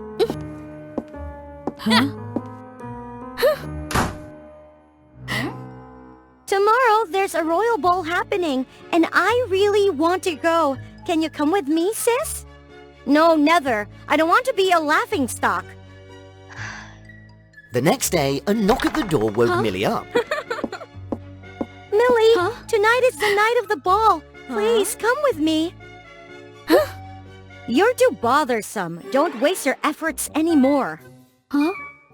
Help me, Millie. You also know that Rosie is too naive and trusting. I can't let her go alone. She worries me. Fine, but just this once. The two princesses started preparing for their journey. Rosie packed many beautiful dresses to take along, while Millie only had one fitting dress. Millie and Rosie bid farewell to their mother and set off towards the palace. After a while, the carriage stopped in a small village. I'm so hungry. We need to find something to eat. Sadly, the village was desolate due to a drought. Sister Millie, let's think of a way to help them.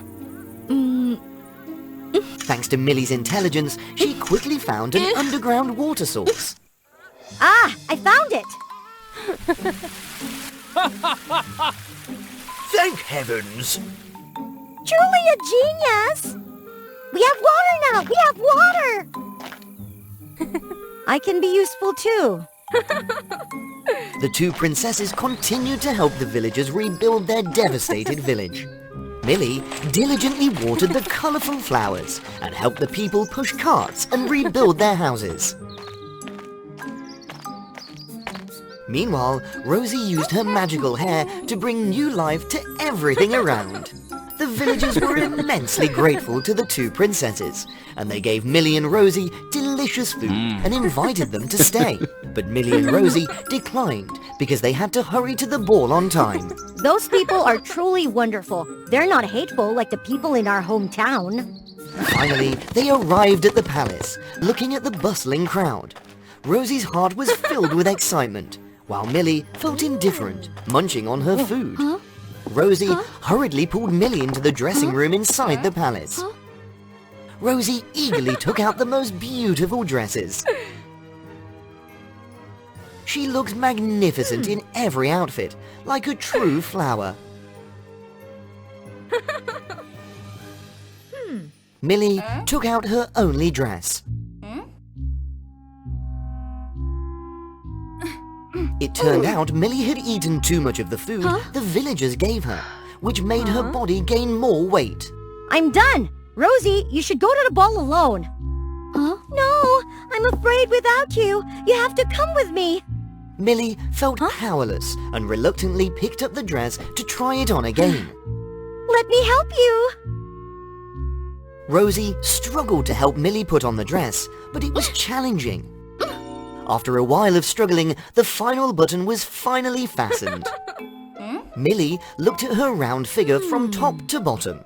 Every movement had to be careful, making her more uncomfortable. The night gradually fell, and the palace lit up. Millie and Rosie entered, and all eyes were on the two princesses. I bet everyone is laughing at my body. But contrary to Millie's thoughts, everyone made way for her. This is the acceptance I was looking for. Greetings, handsome princes and beautiful princesses! In just a few minutes, the ball will officially begin. Prince Lucas will only dance with one person. And that person is the one who overcomes the prince's challenges. Come on, Millie, do your best. Play along, I'm not in the mood. Please, for your little sister. Finally, Millie took the lead in asking the questions and facing the challenges. Everyone couldn't deny Millie's intelligence and quick wit. The doors of the room opened, and Prince Lucas appeared. Millie seemed indifferent, but when she saw the prince, she couldn't help but feel a flutter in her heart. May I have the pleasure of dancing with you? I thought the prince would only dance with beautiful girls, the noble ones. Why would he choose someone plump and unattractive like me? Lucas began leading her in the first steps. The tight dress made it even more difficult for Millie to move. Until now, my father, the king, always arranged meetings with beautiful girls. But deep down, they had narrow-minded thinking and were selfish. I just want to find someone with beauty and intellect, no matter how they look on the outside. While they were immersed in the music, they suddenly heard a loud rip. Millie looked down, and her dress had a big tear. She didn't know where to hide, so she searched for Rosie's help. But Millie saw Rosie being taken away by a group of strangers. They were Viper and Thorn, two villains who had been secretly following Millie and Rosie while they were helping the villagers and had witnessed Rosie's magical hair. Taking advantage of Rosie's naivety, they wanted to kidnap her and use her to earn money. Stop! It's all because I didn't take good care of Rosie. Fury fueled Millie's determination, and she ran alongside the horse-drawn carriage. The carriage overturned, and the horses went into a frenzy. Rosie, run! Viper and Thorn immediately chased after the two princesses. Millie ran to a large lake, but there was no way to cross. Millie looked at her plump figure and had a brilliant idea. Millie signaled for Rosie to climb onto her back. Millie acted as a buoy and swam Rosie to the other side. Thank you, sis, for always helping and protecting me. Millie realized that Rosie had always loved her, even when she despised everyone. Her frustration had spread to her sister as well. Both of them ran towards the edge of a cliff, with no other way out. With no other choice, Millie had to fight against Viper and Thorn barehanded.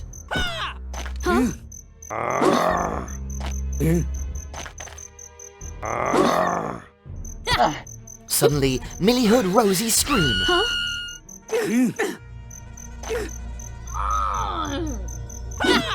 Millie was severely injured, and she was exhausted. Farewell! Why would you do this? Because I love you. Millie woke up startled.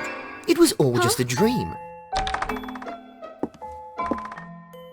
Rosie, thank you for being safe.